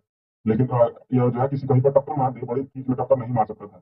लेकिन इसमें यह एक त्रुटि थी कि यह जो है एआई से चलने वाली जितनी मशीनरी चीज कार आती है, मतलब कि जो कि एआई से चलती है, बिना ड्राइवर के भी चल सकती है, तो इसमें एक त्रुटि थी कि मतलब छोटी जीव या फिर मानव ही क्यों न हो, इसको थोड़ा सा कम बचाने में सक्षम था। बड़े बड़ी गाड़ी से टकराने में, टावर से टकराने में, या फिर किसी पुल से गिर जाने में यह एकदम संवेदनशील था, मतलब संवेदनशील नहीं, मतलब मजबूत था। यह अपने आप को गिरने नहीं दे सकता था, टक्कर नहीं मारता था कहीं पर, यह अपने आप को बचा लेता था एआई से। लेकिन यह क्या करता था कि छोटे जीव और मानव को ठोक देता था। तो इसीलिए इस कमी को दूर करने के लिए यह बनाया गया है, जिसका नाम है एकॉस्टिक व्हीकल अलर्टिंग सिस्टम। जो है तुरंत यहाँ से जैसे ही मानव को देखता है, ये अपने आप को रोक तो नहीं पाता है, लेकिन कुछ समय पहले ही एकदम पूरा तेजी से आवाज अब स्वतः ही निकालने लगता है। सतर्क करने की एक ध्वनि डिजाइन है। तो यहाँ पर ऑप्शन नंबर बी ही हो जाएगा। अब हम लोग देखते हैं नेक्स्ट क्वेश्चन। संपीड़ित प्राकृतिक गैस जिसको सीएनजी के संदर्भ में विचार करना है, संपीड़ित प्राकृतिक गैस सीएनजी के संदर्भ में विचार करना है। कैसा विचार करना है? तो सही कथन पर विचार करना है। तो यहाँ पर दिया यह हाइड्रोकार्बनों का एक मिश्रण है जिसमें लगभग 80 से 90% गैसीय अवस्था वाली मीथेन शामिल होती है। यह हाइड्रोकार्बनों का एक मिश्रण है जिसमें लगभग 80 से 90% गैसीय अवस्था वाली मीथेन मिश्रण शामिल होती है। और यहाँ पर दे रहा है यह सीसा रहित, यह जो है सीसा रहित और वायु से हल्की होती है जी। सीसा रहित और वायु शांति होती है, तो एकदम सही है। जो सीएनजी होता है इसमें 70 से 80 से 90% तक गैसीय अवस्था होती है, और जिसमें मीथेन शामिल होता है। और यहाँ पर सीसा रहित होता है और वायु से भी हल्की होती है, तो एकदम सही। इसीलिए तो तुरंत जैसे ही जो सीएनजी होता है, अगर खुला 1 सेकंड, मतलब 1 सेकंड तो नहीं, कुछ समय के लिए खोलकर छोड़ दिया जाए, ढक्कन खुला, जैसे कि तेल भरते समय हम लोग ढक्कन पहले खोल देते हैं, तो अगर ऐसा कर दिया जाए तो ये कुछ ही समय में, कुछ मतलब मिनट होते ही पूरा टंकी खाली हो जाता है। इसीलिए इसको संवेदनशील भी माना जाता है, ऐसे कि वायु से हल्का है, तुरंत लीकेज करके फटाक से निकल जा सकता है कहीं पर भी। अब हम लोग देखते हैं नेक्स्ट क्वेश्चन। निम्नलिखित में से हिमालय की कौन सी चोटियां भारत में पाई जाती है? तो हिमालय की कौन सी चोटी जो भारत में पाई जाती है, क्या चयन करना है? तो सही कथन का चयन कर लेना है। तो यहाँ पर सही कथन का चयन कर लेते हैं। कौन कौन सी है जी? यहाँ पर नंदा देवी है, तो नंदा देवी भारत की भारतीय नाम है, तो एकदम नंदा देवी है भारत में। उसके बाद से नंगा पर्वत भी है। उसके बाद से दे रहा है कि अन्नपूर्णा, तो ये अन्नपूर्णा जो है नेपाल में है। कहाँ पर है जी? तो नेपाल में है। उसके बाद से धौलागिरी भी कहाँ पर है? तो नेपाल में ही है। यहाँ पर कामेत जो है इंडिया में है। तो कौन कौन सा सही है जी? 1 नंबर भारत में है, दूसरा नंबर भारत में, 5वां नंबर भारत में। तो 1, 2 और 5 सही हो जाएगा, ऑप्शन नंबर सी सही हो जाएगा। अब हम लोग देख लेते हैं नेक्स्ट क्वेश्चन। सामान्य और प्रकाश रासायनिक धूम कोहरे के संदर्भ में निम्नलिखित कथनों पर विचार कीजिए। प्रकाश रासायनिक धूम कोहरे के संदर्भ में विचार करना है। और क्या विचार करना है जी? तो सही कथन पर विचार कर लेना है। यहाँ पर सामान्य धूम कोहरा शुष्क और धूपमयी जलवायु में निर्मित होता है। धूम कोहरा जो है शुष्क और धूपमयी जलवायु में निर्मित होता है जी।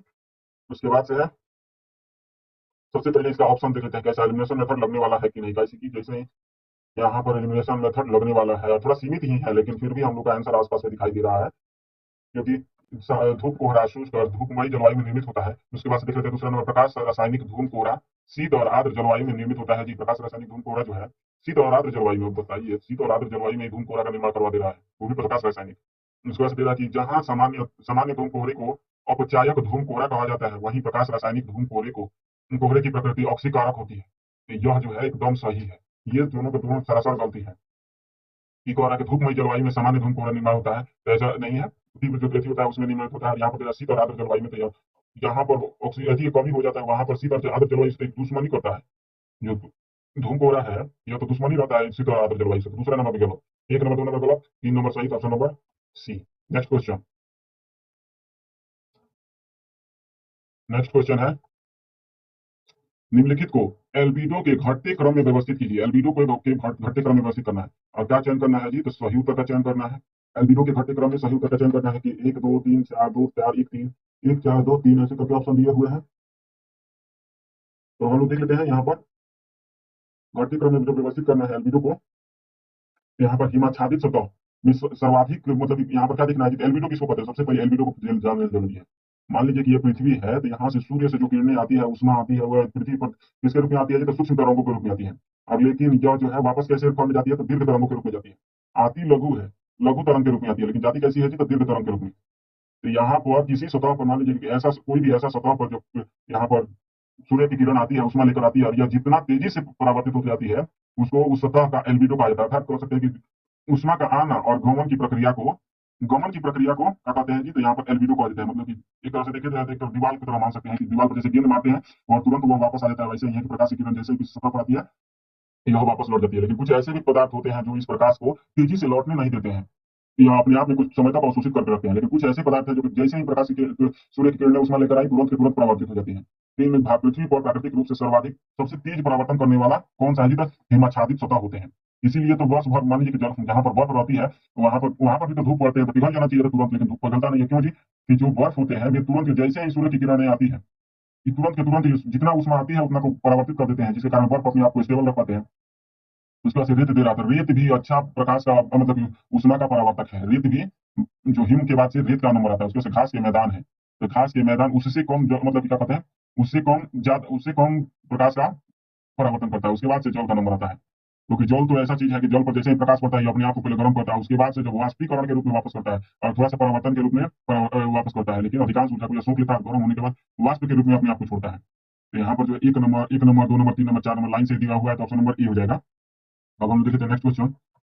क्लाइमेट फीडबैक तंत्र के संदर्भ में निम्नलिखित कथनों पर विचार कीजिए। क्या देखना है? क्लाइमेट फीडबैक तंत्र के संदर्भ में विचार कर लेना है। और कैसा विचार करना है जी? तो सही कथन पर विचार करना है। ऑप्शन का तरीका केवल एक, केवल दो, एक और दो, दो एक और दो, दो नौ तो एक, नौ तो दो, ऐसा करके दिया हुआ है। तो हम लोग कहते हैं और नकारात्मक फीडबैक से तापन प्रभाव उत्पन्न होता है। नकारात्मक फीडबैक से क्या उत्पन्न होता है जी? तापन प्रभाव। जबकि सकारात्मक फीडबैक से शीतलन प्रभाव उत्पन्न होता है जी।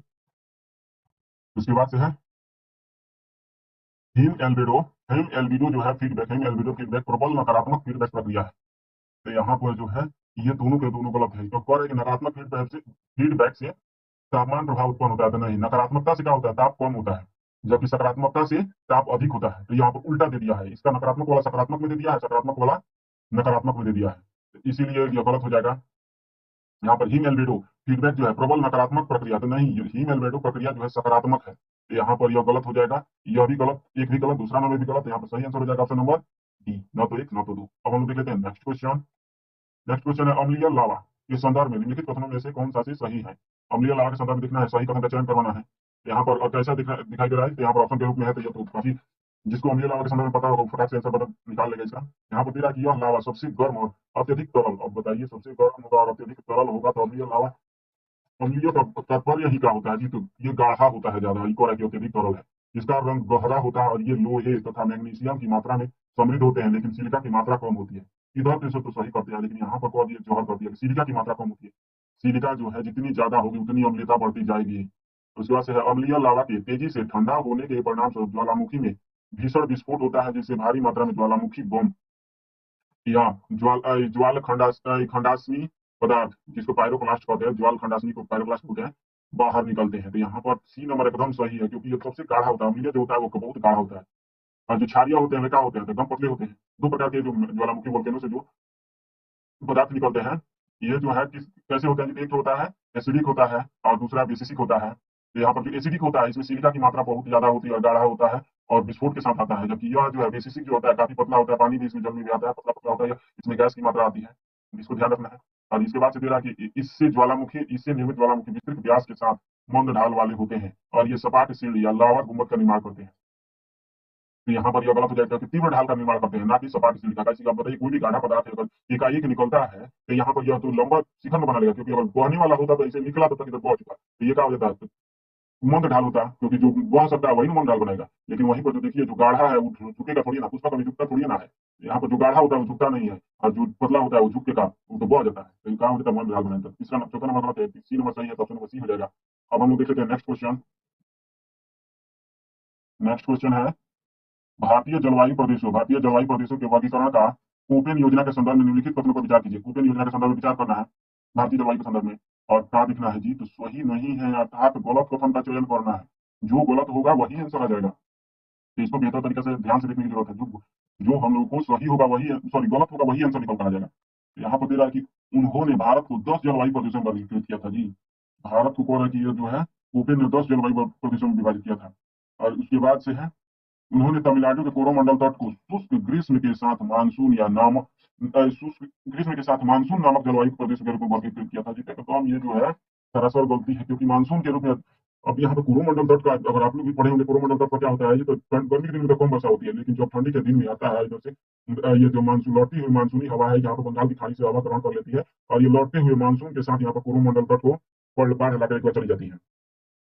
तो यहाँ पर इसको मानसून और ये क्या कहते हैं ग्रीष्म और मानसून मानेंगे जी कभी, ये सरासर गलती हो जाएगी। तमिलनाडु को ऐसा मुख्य रूप से कोरोमंडल को ऐसा माना ही नहीं जा सकता है।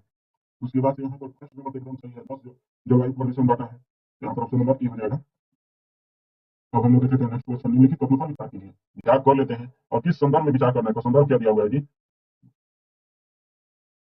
यहाँ पर उपयुक्त स्थानों में से कौन से स्थान जो है परमाणु दुर्घटनाओं से संबंधित है। तो कहाँ कहाँ पर आज तक परमाणु विस्फोट हुआ है। परमाणु विस्फोट में केवल बम ही नहीं, ऐसा नहीं कहेंगे कि बम केवल विस्फोट करता दिखाइएगा, मतलब कि जितने भी थर्मल परमाणु ऊर्जा से चालित होने वाले थर्मल पावर प्लांट है, कहाँ कहाँ पर परमाणु दुर्घटनाएं हुई है। तो यहाँ पर तेरा 3 माइल आइलैंड, यह कहाँ पर है, तो अमेरिका में है। तो यहाँ पर हुआ था जी, बताऊँ, यहाँ पर 3 माइल आइलैंड में भी हुआ था, पेंसिल्वेनिया में है यह। और उसके बाद से यहाँ पर फुकुशिमा का नाम तो एकदम सब कोई कान में झंझना जाता है जब नाम आता है फुकुशिमा का नाम, सॉरी। तो यहाँ पर कब हुआ था, 2011 में जापान में हुआ था। उसके बाद से चेरनोबिल 1985 में यहाँ पर परमाणु विस्फोट हुआ था। उसके बाद से दे रहा है यहाँ पर जो है 3 में तो हुआ है आज तक, 3 mile island, America, Chernobyl, USSR में, जब यूएसएसआर था उस समय। इसके बाद से यहाँ पर फुकुशिमा, तीनों में तो हुआ है, लेकिन यहाँ पर डीप वाटर होराइजन ये जो है मेक्सिको की खाड़ी में, ऐसा कभी आज तक हुआ ही नहीं है। और क्या कहते हैं परमाणु दुर्घटना, यहाँ पर 3 सही और 3 तो सही, ऑप्शन नंबर सी हो जाएगा, केवल 3। अब हम लोग देखते हैं नेक्स्ट क्वेश्चन। मध्य एशियाई स्तनधारी पहल, मध्य एशियाई स्तनधारी पहल जिसको CAMI के संदर्भ में विचार करना है, कामी जिसको कहते हैं।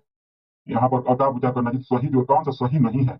इसकी शुरुआत 2014 में मध्य एशिया की सभी स्तनधारी प्रजातियों के लिए संरक्षण प्रयासों का समन्वय करने हेतु किया गया था। क्या कर रहा है जी, मध्य एशिया की सभी स्तनधारी प्रजातियों के संरक्षण प्रयासों के समन्वय हेतु किया गया था जी।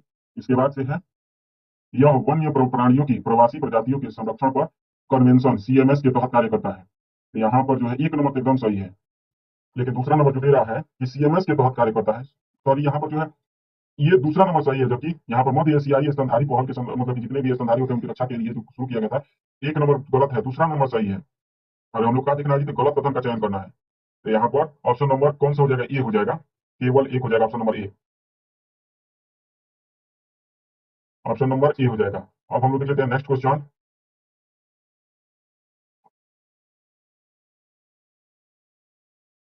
संक्रमिका के संदर्भ में निम्नलिखित कथनों पर विचार कीजिए। संक्रमिका या फिर कहते हैं इकोटोन किसको, अब बताइए इकोटोन के संदर्भ में पता है तो फटाक से यह बन जाएगा, इकोटोन किसको कहते हैं जी। और इसके बाद से दे रहा है संक्रमिका के संदर्भ में विचार करना है, और यहाँ पर कितने सही है, इकोटोन के संदर्भ में कितने सही है, और यहाँ पर दे रहा है केवल एक, केवल दो, ऐसे ऑप्शन का तरीका ये है। यहाँ पर इकोटोन के संदर्भ में देखेंगे, यहाँ पर दे रहा है संक्रमिका दो अलग अलग पारिस्थितिकी तंत्रों के बीच का संक्रमण क्षेत्र है।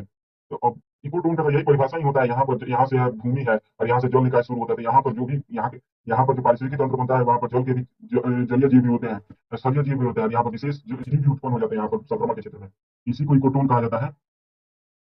तो यहाँ पर 1 नंबर एकदम सही है। दूसरा नंबर दे रही है इसे प्रायः वे प्रजातियां, इसमें प्रायः वे प्रजातियां पाई जाती हैं जो अति व्याप्त समुदायों में नहीं पाई जाती है। इनमें एक और है कि ऐसी प्रजातियां पाई जाती है जो अति व्याप्त समुदायों में नहीं पाई जाती है। तो दूसरा नंबर भी एकदम सही है। तीसरा नंबर दे रहा है संक्रमिका के भीतर या फिर इकोटोन के भीतर जैव विविधता में वृद्धि की इस प्रवृत्ति को अनुकूलन के रूप में संदर्भित किया जाता है। तो यहाँ पर यह अनुकूलन का संदर्भ यहाँ से नहीं आता, इकोटोन का अनुकूलन से संबंधित नहीं है, बल्कि यह जो अगर आर्कटिक क्षेत्र में या फिर दुर्लभ क्षेत्रों में जो जीव रहते हैं उसको अनुकूलन कहा जाता है, ना कि इकोटोन वाले क्षेत्र में। तो 1 नंबर 2 नंबर सही है, लेकिन तीसरा नंबर गलत है। तो यहाँ पर ऑप्शन नंबर बी हो जाएगा, केवल 2 ऑप्शन सही है, 2 तो सही है। अब हम लोग देख लेते हैं नेक्स्ट क्वेश्चन। मानव भूगोल के संदर्भ में सीर्म और वुरली है। मानव भूगोल के संदर्भ में सीर्म और वुरली क्या है, यहाँ पर दे रहा है स्थानीय स्थानीय पौने जो अत्यधिक मौसमी दशाओं से राहत प्रदान करती है, अत्यधिक मौसमी दशाओं से राहत प्रदान करती है जी। इसके बाद से विश्व भर में उगाई जाने वाली चाय की किस्में हैं। तो यहाँ पर सेर्म और मुरली जो है चाय और की किस्म हो जाएगी। उसके बाद से दुधारू भैंस की किस्म है सेर्म और मुरली, या फिर जनजातियों द्वारा निर्मित आश्रय स्थल है। तो यहाँ पर सही आंसर ये तो एक तरह से है कि ये जो है फैक्चुअल क्वेश्चन भी है कि सेर्म और मुरली कहते हैं किसको है, अगर पता है तो अभी इस पर हाथ लगाइएगा वरना छोड़ दीजिएगा। ऐसे ये भी क्वेश्चन ऐसे होते हैं जो कि फैक्चुअल एकदम टॉप क्वालिटी के फैक्चुअल होते हैं और आसान लगते हैं, लेकिन गलत होने पर जला के फंसा कर देते हैं। यहाँ पर सेर्म और मुरली का संबंध जनजातियों द्वारा निर्मित आश्रय स्थल से है, जो कि चारागाहों के निकट बनाते हैं। यह यहाँ पर हम लोग देख लेते हैं कांटेदार विश्व के नीचे बनाते हैं जताइया। अब हम लिखते हैं नेक्स्ट क्वेश्चन, उष्णकटिबंधीय चक्रवातों के संदर्भ में निम्नलिखित कथनों पर विचार कीजिए। उष्णकटिबंधीय चक्रवात के संदर्भ में विचार करना है। यहाँ पर उष्णकटिबंधीय चक्रवातों के संदर्भ में देखना है और ऑप्शन का तरीका हम लोग देखते कैसा है जी। यहाँ पर सही कथन पूछा जा रहा है और यहाँ पर एलिमिनेशन मेथड लगने वाला है। यहाँ पर एलिमिनेशन मेथड लगने वाला तो देख लेते हैं हम लोग। यहाँ पर दे रहा अरब सागर में एल नीनो मोड की द्वारा निर्मित उच्च अपसरण के कारण अधिकांश तूफान टिक नहीं पाते हैं। किसी कारण की खबर है कि एल नीनो मोडोगी के कारण उच्च अपसरण वाले अधिकांश तूफान टिक नहीं पाते हैं जी। उसके बाद से दे रहा है कि जब विषुवत वृत्त के में दोनों ओर उष्णकटिबंधीय चक्रवातों का एक युग्म बनता है तो उन्हें संकर चक्रवात कहा जाता है। जब विषुवत रेखा वृत्त के दोनों ओर चक्रवात बनते हैं तो उसको संकर चक्रवात कहा जाता है जी। उसके बाद से है मैडम जूलियन ओसिलेशन, जिसको मैडम जूलियन दोलन कहते हैं, लगभग सभी महासागरीय बेसिन में उष्णकटिबंधीय चक्रवातों की संख्या और तीव्रता को प्रभावित कर सकता है। तो यहाँ पर थर्ड नंबर तो एकदम सही है, लेकिन यहाँ पर जो दे रहा है कि 1 number 2 number El Nino mode की द्वारा जो अरब सागरीय तूफानों को नियंत्रित करता है, तो यह गलत है, क्योंकि जो अल नीनो मोड की जो है इसको नियंत्रित नहीं करता है। और दूसरा नंबर यह जो संकर चक्रवात इसे नहीं कहते हैं, जो कि अब यह कह रहा है कि उत्तरी गोलार्ध और दक्षिणी गोलार्ध में एक साथ जब चक्रवात निर्मित हो जाता है उनको संकर चक्रवात नहीं कहा जाता है, बल्कि यहाँ पर एक ऐसा चक्रवात जिसको बोरियोलिस प्रभाव आप लोग नाम सुने होंगे। तो इसके कारण यहाँ पर दो चक्रवात एक साथ बन जाते हैं और ये दोनों जब बनते हैं तो एक दूसरे से संपर्क में आकर काफी विभीषण चक्रवात का निर्माण कर लेते हैं, तो उसको संकर चक्रवात कहते हैं, ना कि दोनों गोलार्धों में बन जाना। यहाँ पर दूसरा नंबर गलत हो जाएगा, दूसरा नंबर गलत, फर्स्ट नंबर गलत। तो हम लोग देख लेते हैं ऑप्शन के कौन सा सही होगा। ऑप्शन नंबर यहाँ पर डी सही हो जाएगा, केवल 3 हो जाएगा। अब हम लोग देख लेते हैं नेक्स्ट क्वेश्चन। नेक्स्ट क्वेश्चन है निम्नलिखित युग्मों पर विचार कीजिए। रामसर स्थल राज्य, रामसर स्थल में दे रहा है बधावन आर्द्रभूमि गुजरात, भिंडावास वन्यजीव अभयारण्य उत्तर प्रदेश, हैदरपुर आर्द्रभूमि आंध्र प्रदेश, थोल झील पंजाब। यहाँ पर जो है क्या सही चयन करना है जी, तो सही कथन का चयन कर लेना है, सही कथन का चयन करना है। और जैसे भी है तो ऑप्शन का तरीका थोड़ा सा एलिमिनेशन मेथड लग सकता है, तो यहाँ पर अगर गलती जो मिलेगा तो हम लोग उसको हटा देंगे तो सही हम लोग का बच जाएगा। बधावनपुर कहाँ पर है जी, यहाँ पर दे रहा है कि बधावनपुर जो है गुजरात में है। यहाँ पर दे रहा है कि जो वाधवाना है या गुजरात में है, एकदम सही है। वाधवाना जो हाल ही में कौन कौन से रामसर स्थल है जिसको शामिल किया गया है जी, रामसर की सूची में आर्द्रभूमि जो है यहाँ पर वाधवाना एवं थोल जो है थोल झील जिसको कहते हैं, ये दोनों को रामसर स्थल की सूची में शामिल किया गया। ये दोनों कहाँ के हैं, तो गुजरात के हैं। वाधवाना एवं थोल झील दोनों गुजरात के हैं। भिंड आवास उत्तर प्रदेश, तो यह गलत है। भिंड आवास कहाँ पर है, तो हरियाणा में है, हरियाणा में है और हरियाणा का सबसे बड़ा और सबसे लंबा जो आर्द्रभूमि स्थल है। और हैदरपुर कह रहा कि आंध्र प्रदेश है, हैदरपुर जो है उत्तर प्रदेश में है, ना कि आंध्र प्रदेश, उत्तर प्रदेश के बिजनौर जिले में है। तो यहाँ पर हसीनापुर के आसपास में। और इसके बाद से यहाँ पर थोल झील कहाँ पर है, पंजाब में। तो थोल झील अभी पता नहीं कहाँ पर है, तो गुजरात में है। तो यहाँ पर केवल एक ही जो सही है वाधवाना गुजरात में है, तो ये सही है, बाकी सब का सब गलत है। यहाँ पर कौन सा सही हो जाएगा, ऑप्शन नंबर ए ही हो जाएगा, केवल एक सही हो जाएगा। अब हम लोग देखते हैं नेक्स्ट क्वेश्चन। दे रहा है निम्नलिखित घटनाओं पर विचार कीजिए, विचार कर लेते हैं। दे रहा है कि उपयुक्त घटनाओं का निम्नलिखित में से कौन सा सही कालानुक्रमिक क्रम है, कौन सा सही कालानुक्रमिक क्रम है, तो देख लेते हैं। यहाँ पर दे रहा है महासागरों का निर्माण, उसके बाद से है महासागरों का निर्माण, प्रकाश संश्लेषण प्रक्रिया, प्रकाश संश्लेषण प्रक्रिया, उसके बाद सौर पवन वायुमंडल से हाइड्रोजन और हीलियम को हटाया जाना, उसके बाद से गैस उत्सर्जन की प्रक्रिया। तो यहाँ पर जो है सबसे पहले जो मतलब पृथ्वी का जब निर्माण होता है ब्रह्मांड के बाद से, जो बिग बैंग के सिद्धांत से जब पृथ्वी का निर्माण हुआ, पृथ्वी गोला बन गया, तो उसका क्रमिक रूप से बताना कि कौन सी घटना पहले हुई, उसके बाद से कौन सी घटना बाद में। यहाँ पर सबसे पहले घटना कौन सी हुई थी, सौर पवनों द्वारा वायुमंडल से हाइड्रोजन और हीलियम को हटाया जाना। सबसे पहले ये दोनों तो दुश्मनों हटेंगे तब न जीवन की परिस्थितियां निर्मित होने की बात हो सकती है जी। सबसे पहले यही हुआ था, तीसरा नंबर सबसे पहले हुआ था। उसके बाद से कौन हुआ था जी, तो गैसों का उत्सर्जन। जब तक गैस का जब हाइड्रोजन और हीलियम का वर्चस्व कम होगा तो अदर गैसेज यहाँ पर स्थान लेंगे। तो यहाँ पर अदर गैसेज जैसे नाइट्रोजन का जन्म हुआ, नाइट्रोजन आर्गन ये सभी गैसेज जो है अभी जन्म लेना शुरू की धीरे धीरे यहाँ पर। तो जो चौथा नंबर घटना उसके बाद हुआ। इसके बाद से कौन सा हुआ जी, तो महासागरों का निर्माण। जैसे ही गैस आएंगे तो हाइड्रोजन का ये है O2 जब मिलेगा, H2O मिल जाएगा तो महासागरों का निर्माण हो जाएगा, तो महासागरों का निर्माण हुआ। और जैसे ही महासागर का निर्माण हुआ, एक नंबर की घटना हुई, महासागर में छोटे छोटे जीव जन्मे। जीव उसके बाद से पहले सबसे पहले छोटे छोटे शैवाल जन्मे, शैवाल जन्मे तो शैवालों से प्रकाश संश्लेषण की क्रिया प्रारंभ हुई। तो कौन सा हुआ जी, तो दूसरा नंबर कब हुआ, सबसे पहले हाइड्रोजन और हीलियम का खात्मा, तब हुआ गैसों का उत्सर्जन, तब महासागर का निर्माण, तब प्रकाश संश्लेषण होगा। तो यहाँ पर सही आंसर हो जाएगा option number 3 4 1 2, option number C. Next question, निम्नलिखित में से कौन सा से फ्लाई एश का के घटक है, फ्लाई एश के कौन से घटक है जी। और क्या चुनना है, तो सही कथन का चयन करना है। तो फ्लाई एश के घटक यहाँ पर दे रहा है कि iron oxide, potassium oxide, aluminium oxide या फिर टाइटेनियम डाइऑक्साइड। तो यहाँ पर फ्लाई फ्लाई एश के जो घटक है वे जो है ये सभी के सभी हैं। ये फ्लाई एश किसको कहते हैं जी, तो जो कोयला जलाया जाता है पावर प्लांट्स में मतलब कि कोयला से विद्युत जहाँ पर बनता है वहां पर पावर प्लांट्स में जब कोयला जलाया जाता है, जो कोयला यहाँ पर बच मतलब कि जलने के बाद जो राख बच जाता है तो उसको फ्लाई एश कहा जाता है। फ्लाई एश मतलब क्या होता है? राख। ए एस एच मतलब कि राख होता है, एस मतलब फ्लाई मतलब उड़ने वाला राख। तो ऐसा राख जिसको अगर छोड़ के न रखा जाए तो कोयला जलाया जाए तो उसका अधिकांश भाग चल जाता है और वो उड़ने लायक भी होता है। अगर हाथ में उठाकर ऐसे एक बार छोड़ा जाए तो अधिकांश मतलब राख उड़ सकते हैं, इतना पतला वो उसका जो राख होता है बहुत पतला होता है। जो लकड़ी का जो राख बनता है उससे भी कहीं ज्यादा पतला होता है, जो उड़ने लायक होता है, इसलिए इसको फ्लाई कहते हैं। तो इसमें आयरन के oxide, potassium oxide, aluminium oxide और टाइटेनियम ऑक्साइड सब के सब होते हैं। इसीलिए यहाँ पर घर बनाने में इसका उपयोग किया जाता है, क्योंकि इतना सारे सामग्री जो है मजबूती से बना देते हैं। अगर ईंट बनाया जाता है, ईंट से घर बनाया जाता है, तो ये सभी के सभी पाए जाते हैं। तो ऑप्शन नंबर डी सही हो जाएगा। अब हम लोग देख लेते हैं नेक्स्ट क्वेश्चन। नेक्स्ट क्वेश्चन है, निम्नलिखित कथनों पर विचार कीजिए। तो विचार कर लेते हैं, और यहाँ पर कैसा विचार करना है जी? तो विचार जो है व्याख्या के दृष्टि से करना है। ऑप्शन का तरीका आप लोग को याद होना चाहिए। ये ऑप्शन का तरीका देखिए, ये इस तरह का क्वेश्चन 10 से 15 क्वेश्चन हर साल आ जाते हैं, और ये मैंडेटरी भी है। और थोड़ा सा इस बार तो टाइप बदला है, 2024 से 2025 से टाइप बदला है, इसमें भी थोड़ा सा परिवर्तन कर दिया है, लेकिन अभी भी 10 से 15 क्वेश्चन आने के चांसेस है। तो सबसे पहले इसको ऑप्शन को याद कर लीजिए, और ऑप्शन को याद करने के बाद हम पहले बता चुके हैं कि सबसे पहले इसमें व्याख्या से संबंधित है, तो सबसे पहले दूसरा नंबर स्टेटमेंट पढ़िए। दूसरा नंबर स्टेटमेंट पढ़ने के बाद तो बीच में लगाइए, ऐसे पढ़ लीजिए और बीच में लगाइए इसलिए, या फिर इंग्लिश में कहें सो, और तब इसको पढ़िए। अगर सटीक दोनों बैठ जाता है, सही मिल जाता है, तब जाकर आंसर निकल जाएगा ऑप्शन नंबर ए, वरना दोनों सही है। तो इसका ऑप्शन का तरीका याद कीजिएगा। तो सबसे पहले दूसरा नंबर ऑप्शन पढ़िए, उसके बाद से एक नंबर पढ़िए। इसका तरीका है ये। दूसरा नंबर सबसे पहले पढ़ लेते हैं। यहाँ पर दे रहा है निम्न बायोलॉजिकल ऑक्सीजन डिमांड, निम्न बायोलॉजिकल ऑक्सीजन डिमांड जो है वाले जल स्रोत को अत्यधिक प्रदूषित माना जाता है। और उसके बाद से बता रहा है उपयुक्त के संदर्भ में दूसरा नंबर है, उसके फर्स्ट नंबर कौन सा है जी? तो बायोलॉजिकल ऑक्सीजन डिमांड वायवीय जलवायु, वायवीय जलीय जीवों द्वारा किसी जल स्रोत में मौजूद जैविक पदार्थों को विघटित करने हेतु आवश्यक घुलनशील ऑक्सीजन की मात्रा है। तो यहाँ पर जो है एक नंबर तो एकदम सही है जी, कि यहाँ पर बीओडी किसको कहते हैं जी? जो जल निकाय होता है। यहाँ पर बायोलॉजिकल, बीओडी का फुल फॉर्म होता है बायोलॉजिकल ऑक्सीजन डिमांड, मतलब कि जी यहाँ पर जीवित रहने के लिए, इस जल में जीवित रहने के लिए जीवों द्वारा जो मांग की जाती है जल की, और जो मांग की जाती है ऑक्सीजन की, तो उसको बीओडी कहते हैं। लेकिन दूसरा नंबर यहाँ पर दूसरा नंबर परिभाषा में ही गलत कर दे रहा है, कह रहा है कि निम्न बायोलॉजिकल ऑक्सीजन डिमांड जो है अत्यधिक प्रदूषण माना जाता है। तो यह गलत है, क्योंकि जब देखिए, जब यहाँ पर बायोलॉजिकल ऑक्सीजन डिमांड एक तरह से इसको एक बार समझिएगा, तो आंसर आप लोग को अपने आप से आ जाएगा, कोई बताने की जरूरत नहीं पड़ेगी। ये मान लीजिए कि जल निकाय है, यहाँ पर कुछ जीव रहते हैं, कुछ जीव रहते हैं यहाँ पर, शैवाल है या फिर कोई अन्य फंगी है या फिर मछलियां हैं। तो इनको जितना ज्यादा वायरस या बैक्टीरिया है, तो इनको जो ऑक्सीजन की जरूरत पड़ती है काय के लिए, तो इसमें जल में घुलित कार्बन को खाने के लिए जितना ऑक्सीजन की जरूरत है, इनको भी पड़ती होगी। तो जितना ऑक्सीजन की जरूरत सबको मिला जुला कर पड़ती है। मान लीजिए कि एक कीटाणु है, बैक्टीरिया है, इसको 1 किलो ऑक्सीजन की जरूरत है दिन भर में, इसको 1 किलो की जरूरत है, इसको 1 किलो की जरूरत है, इसको 1 किलो की जरूरत है, इसको 1 किलो की जरूरत है, मतलब इसको 1 किलो देते हैं जी, कहीं किसी के साथ बेईमानी करें। यहाँ पर 6 को है, 6 किलो ऑक्सीजन की जरूरत पड़ती है। मान लीजिए कि जलाशय में 6 बैक्टीरिया है, या फिर 6 वनस्पति, या फिर 6 ऐसे आक्रामक मतलब जीव है, जिनको 1 किलो ऑक्सीजन की जरूरत पड़ती है, मतलब 6 केजी ऑक्सीजन की जरूरत पड़ गई। तो इस पूरे जलाशय का बीओडी क्या होगा? तो 6 केजी होगा, अर्थात बायोलॉजिकल ऑक्सीजन डिमांड जो है 6 केजी हो जाएगा। अब ये कम है, 6 केजी ठीक है, लेकिन जब ये मांग बढ़ेगा तो ये क्या करेंगे?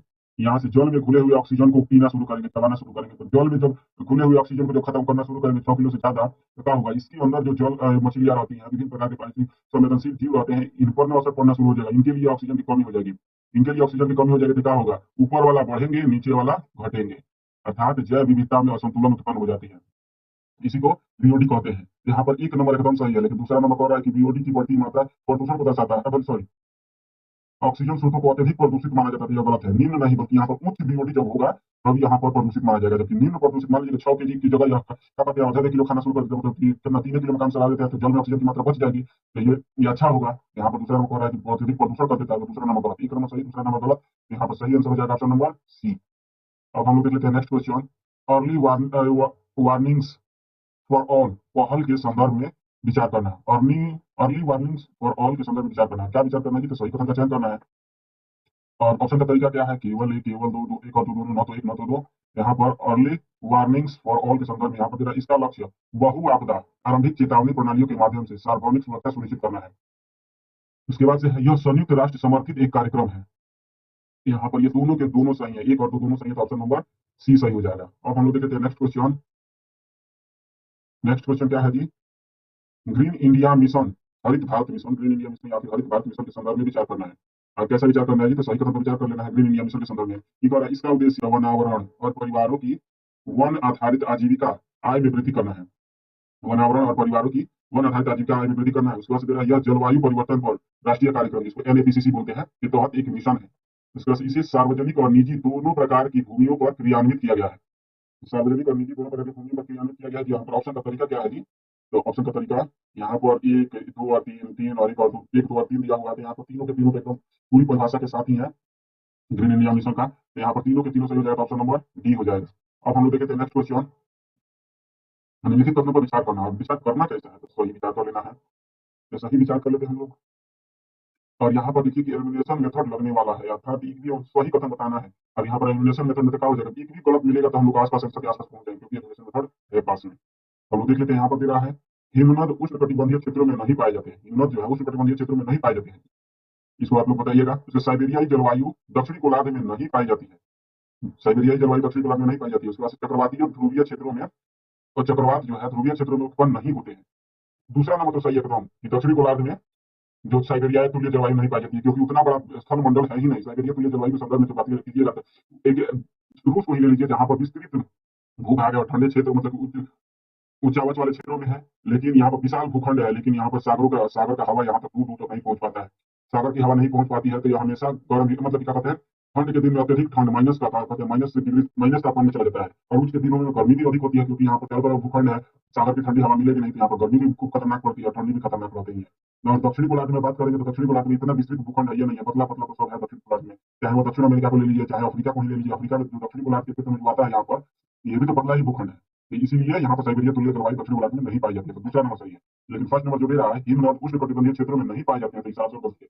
काहे से कि आप लोग का तंजानिया का कौन सा है, ये तो किलिमंजारो।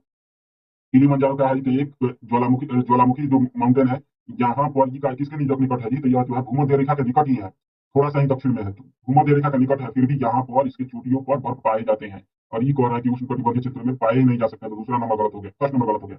तीसरा नंबर दे रहा है कि चक्रवात ध्रुवीय क्षेत्र में उत्पन्न नहीं होते। चक्रवात जो है ध्रुवीय क्षेत्र में उत्पन्न नहीं होते, इसमें सरासर गलती है, क्योंकि ध्रुवीय क्षेत्र में भी चक्रवात आप लोग का नाम सुने होंगे, जो अमेरिका में हर साल विशाल ओलापात करता है, ये तो चक्रवात के कारण ही होता है। यहाँ पर दूसरा नंबर, तीसरा नंबर भी गलत, दूसरा नंबर सही, तो यहाँ पर सही आंसर हो जाएगा ऑप्शन नंबर ए। अब हम लोग देख लेते हैं नेक्स्ट क्वेश्चन। निम्नलिखित पर विचार कीजिए। विचार कर लेते हैं, क्या विचार करना है जी? तो कौन सा एक जीव के विस्तार के निर्धारण में सीमाकारी कारक हो सकते हैं?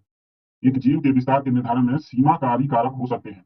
और यहाँ पर ऑप्शन का तरीका दिया हुआ है कि केवल 1, 2, 3 और 6, उसके बाद से 2, 4, 5, 1, 3, 4, 5, 6 और ऐसे करके दिया हुआ है। तो हम लोग देख लेते हैं। ये जो है कौन है कि प्रकाश, वर्षा, तापमान, वातावरण, तुंबता, कार्बनिक यौगिकों की उपस्थिति, यहाँ पर सारे के सारे कारक है जो कि जीवों के विस्तार का निर्धारण करते हैं। कौन सा ऐसा कारक है जो कि नहीं करेगा जी? तो यहाँ पर एक नंबर प्रकाश नहीं रहेगा तो जीव रहेगा, वर्षा नहीं होगा तो जीव रहेगा, तापमान नहीं रहेगा तो जीव रहेगा। यहाँ पर सब के सब जो है जीवों के विस्तार का निर्धारण करते हैं, तो ऑप्शन नंबर डी हो जाएगा। और हम लोग देखते हैं नेक्स्ट क्वेश्चन। नेक्स्ट क्वेश्चन जो है, निम्नलिखित युग्मों पर विचार कीजिए। विचार कर लेते हैं, क्या दिया है? बांध परियोजनाएं और नदियां। कौन सी बांध परियोजनाएं किस नदी पर है? अच्छा विचार करना है जी, तो सही क्वेश्चन पर विचार कर लेना है। सही में है और एलिमिनेशन मेथड लगने वाला है, तो ध्यान दिखा खुश हो जाइए।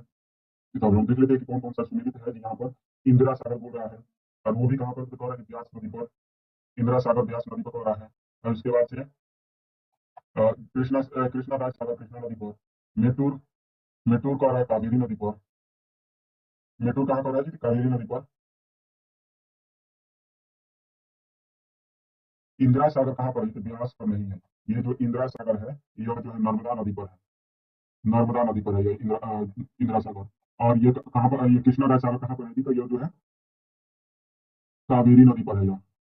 और इसके बाद से मेट्रो जो है कावेरी नदी पर भी है, तो एकदम सही, मेट्रो कावेरी नदी पर ही है। तो इसी को अणिकटा कहा गया है। चोल ग्रंथन का चोल काल में ही बनाया गया था इसको, इसके बाद से वर्तमान में इसको विकसित किया गया है। यहाँ पर एक और दो, दोनों के दोनों गलत है। इंदिरा सागर नर्मदा पर, कृष्णा राज सागर कावेरी पर। तो यहाँ पर जो है केवल तीसरा नंबर सही है, तो ऑप्शन नंबर केवल 3 हो जाएगा। अब हम देखते हैं नेक्स्ट क्वेश्चन। निम्नलिखित युग्मों पर विचार कीजिए। विचार कर लेते हैं, और कैसा है जी? कौन सा सही है? कथनों पर विचार करना है, सही कथन पर विचार करना है। यहाँ पर राष्ट्रगान के साथ साथ राष्ट्रीय गीत को भी समान परिस्थिति प्रदान की गई है। राष्ट्रगीत को भी समान परिस्थिति प्रदान की गई थी। उसके बाद से संविधान सभा ने दोनों को अपनाते समय, यहाँ पर दोनों को अपनाते समय समान परिस्थिति घोषित की थी। मतलब कि अपनाते समय समान परिस्थिति क्या करते थे? राष्ट्रगान को गाते समय कहा जाता है कि एकदम साइलेंट खड़ा रहना है, सैल्यूट देना है, सैल्यूट नहीं दे सकते तो एकदम स्थिर तो खड़ा रहना है, सम्मान की दृष्टि से करना है, वो ज्यादा खटपट नहीं करना है। अगर गाने का मन करे तो गाना है, नहीं गाने का मन करे राष्ट्रगान तो नहीं गाना है, लेकिन बदमाशी नहीं करना है, ऐसा कहा गया था उस समय। अभी ध्वज संहिता तो बना नहीं था, मतलब कि राष्ट्रगान को लेकर, लेकिन ये कह रहा है कि उस समय दोनों के साथ समान परिस्थितियां थी जी। यहाँ पर एकदम सही है, दोनों का दोनों सही है और एक दूसरे को व्याख्या भी करता है कि राष्ट्रगान के साथ साथ राष्ट्रगीत को भी समान परिस्थितियां प्रदान की गई है और जो अपनाया गया था उसी समय प्रदान की गई थी। तो यहाँ पर दोनों का दोनों सही है। दूसरा जो है पहले की व्याख्या भी करता है, क्योंकि दूसरा नंबर जब पढ़िएगा, संविधान सभा ने दोनों को अपनाते समय समान परिस्थितियां घोषित की थी, इसीलिए राष्ट्रगान के साथ साथ राष्ट्रीय गीत को भी समान परिस्थिति प्रदान की गई है। तो यहाँ पर दोनों का दोनों सही है और व्याख्या भी करते हैं, तो ऑप्शन नंबर ये हो जाएगा। अब हम लोग देख लेते हैं नेक्स्ट क्वेश्चन और इस क्लास का लास्ट क्वेश्चन। उपोष्ण उष्ण जलवा उष्ण वायुदाब पेटियों के संदर्भ में कौन सा से सही नहीं है? उपोष्ण उच्च वायु दाब पेटियों के संदर्भ में सही नहीं है। यहाँ पर तेरा उच्च वायु दाब के इस क्षेत्र को अस्वक्षांश कहा जाता है। कुपोषण उच्च वायु दाब पेटियों के बारे में बात कर रहे हैं, तो ये कह रहा है कि उच्च वायु दाब के इस क्षेत्र को अस्वक्षांश, तो अस्वक्षांश के संदर्भ में एक बार समझिएगा तो यहाँ पर इसलिए होगा जो 30 डिग्री से 35 डिग्री दोनों गोलार्धों में क्षेत्र होता है, तो वहां पर उच्च दाब का क्षेत्र हो जाता है। मतलब दोनों तरफ से हेडली सेल के बारे में पढ़ेंगे, जहाँ से उत्तरी ध्रुव उत्तर की तरफ से और दक्षिण की तरफ से दोनों तरफ से हवाएं जाकर बैठती हैं, तो इसको अस्वक्षांश कहा जाता है। इसके संदर्भ में हम लोग क्या देखना है जी, तो नहीं देखना है, और ये तो एकदम सही है यह, तो इसलिए नहीं होगा, क्योंकि हम लोग को गलत ना चेक करना है जी। यहाँ पर तेरा सतही कौन है, इस क्षेत्र से बाहर की ओर अपसरित होती है, तो एकदम सही है। ऊपर से वायु जो है नीचे गिरती है और नीचे की वायु नीचे नीचे सपट के निकल जाती है, तभी तो जगह खाली होगा, इसीलिए तो ऊपर से वायु आएगी। तो दूसरा नंबर भी सही है। तीसरा नंबर तेरा दोनों गोलार्धों में अधिकांश मरुस्थल इस पेटी के साथ पाए जाते हैं, तो एकदम सही है, क्योंकि ऊपर से वायु जब नीचे बढ़ती है तो यहाँ पर अपने आप से बढ़ जाती है, बारिश लेकर नहीं आ पाती है, इसीलिए मरुस्थल इस पेटी में पाए जाते हैं। इसलिए तो 30 डिग्री से 35 डिग्री जितने भी महाद्वीपों के पश्चिमी भाग में देखिएगा, चाहे वो अवतार का मरुस्थल हो, चाहे उधर चिली का अटकामा हो, या फिर सोनोरन हो, या फिर मतलब जितने भी महाद्वीप महाद्वीप है उनके पश्चिमी तटों में अफ्रीका का सहारा हो, सब जगह देखिएगा तो ये 30 डिग्री से 35 डिग्री अक्षांश के मध्य पाए जाते हैं, और यहाँ पर क्या है जी, तो मरुस्थल है। तो यहाँ पर तीसरा नंबर सी नंबर भी सही हो जाएगा। चौथा नंबर देना, यह एक ताप प्रेरित वायुदाब पेटी है, तो यह एकदम सरासर गलती है। काहे जी, तो यह ताप प्रेरित नहीं है बल्कि भौगोलिकता प्रेरित है। अब आप पृथ्वी को जब देखिएगा तो पृथ्वी कुछ इस तरह से है, रोड ड्राफ्ट बना रहे हैं, तो टेढ़ा मेढ़ा हो रहा है, यहाँ पर विषुवत रेखा है, तो इसके अनुसार अगर आदर्श रूप में पढ़े तो इसके अनुसार होना चाहिए कि इधर से जा रहे हैं तो तापमान कम होते जा रहा है, तो तापमान कम होगा तो हवाओं की गति भी कम हो जानी चाहिए थी, लेकिन जब मतलब कि वायु दाब भी कम होते जाना चाहिए था, बढ़ते जाना चाहिए था। यहाँ पर जब देखिएगा 30 से 35 डिग्री जब तापमान पर जाइएगा तो कुछ सेल का निर्माण होता है, जिसको कहते हैं हेडली सेल कहा जाता है। तो यहाँ पर यहाँ की जो वायु विषुवत रेखा की उठती है तो यहाँ पर 30 से 35 डिग्री पर जाके गिर जाती है। इधर की जब वायु उठती है तो यह भी इधर ही आके गिरती है, तो इसीलिए यहाँ पर उच्च दाब का क्षेत्र बन जाता है, इसीलिए इसको अक्षांश कहते हैं। अब हम लोगों ने 50 का क्वेश्चन सॉल्व कर लिया है, नेक्स्ट क्वेश्चन को नेक्स्ट क्लास में सॉल्व करेंगे, तो तब तक के लिए धन्यवाद।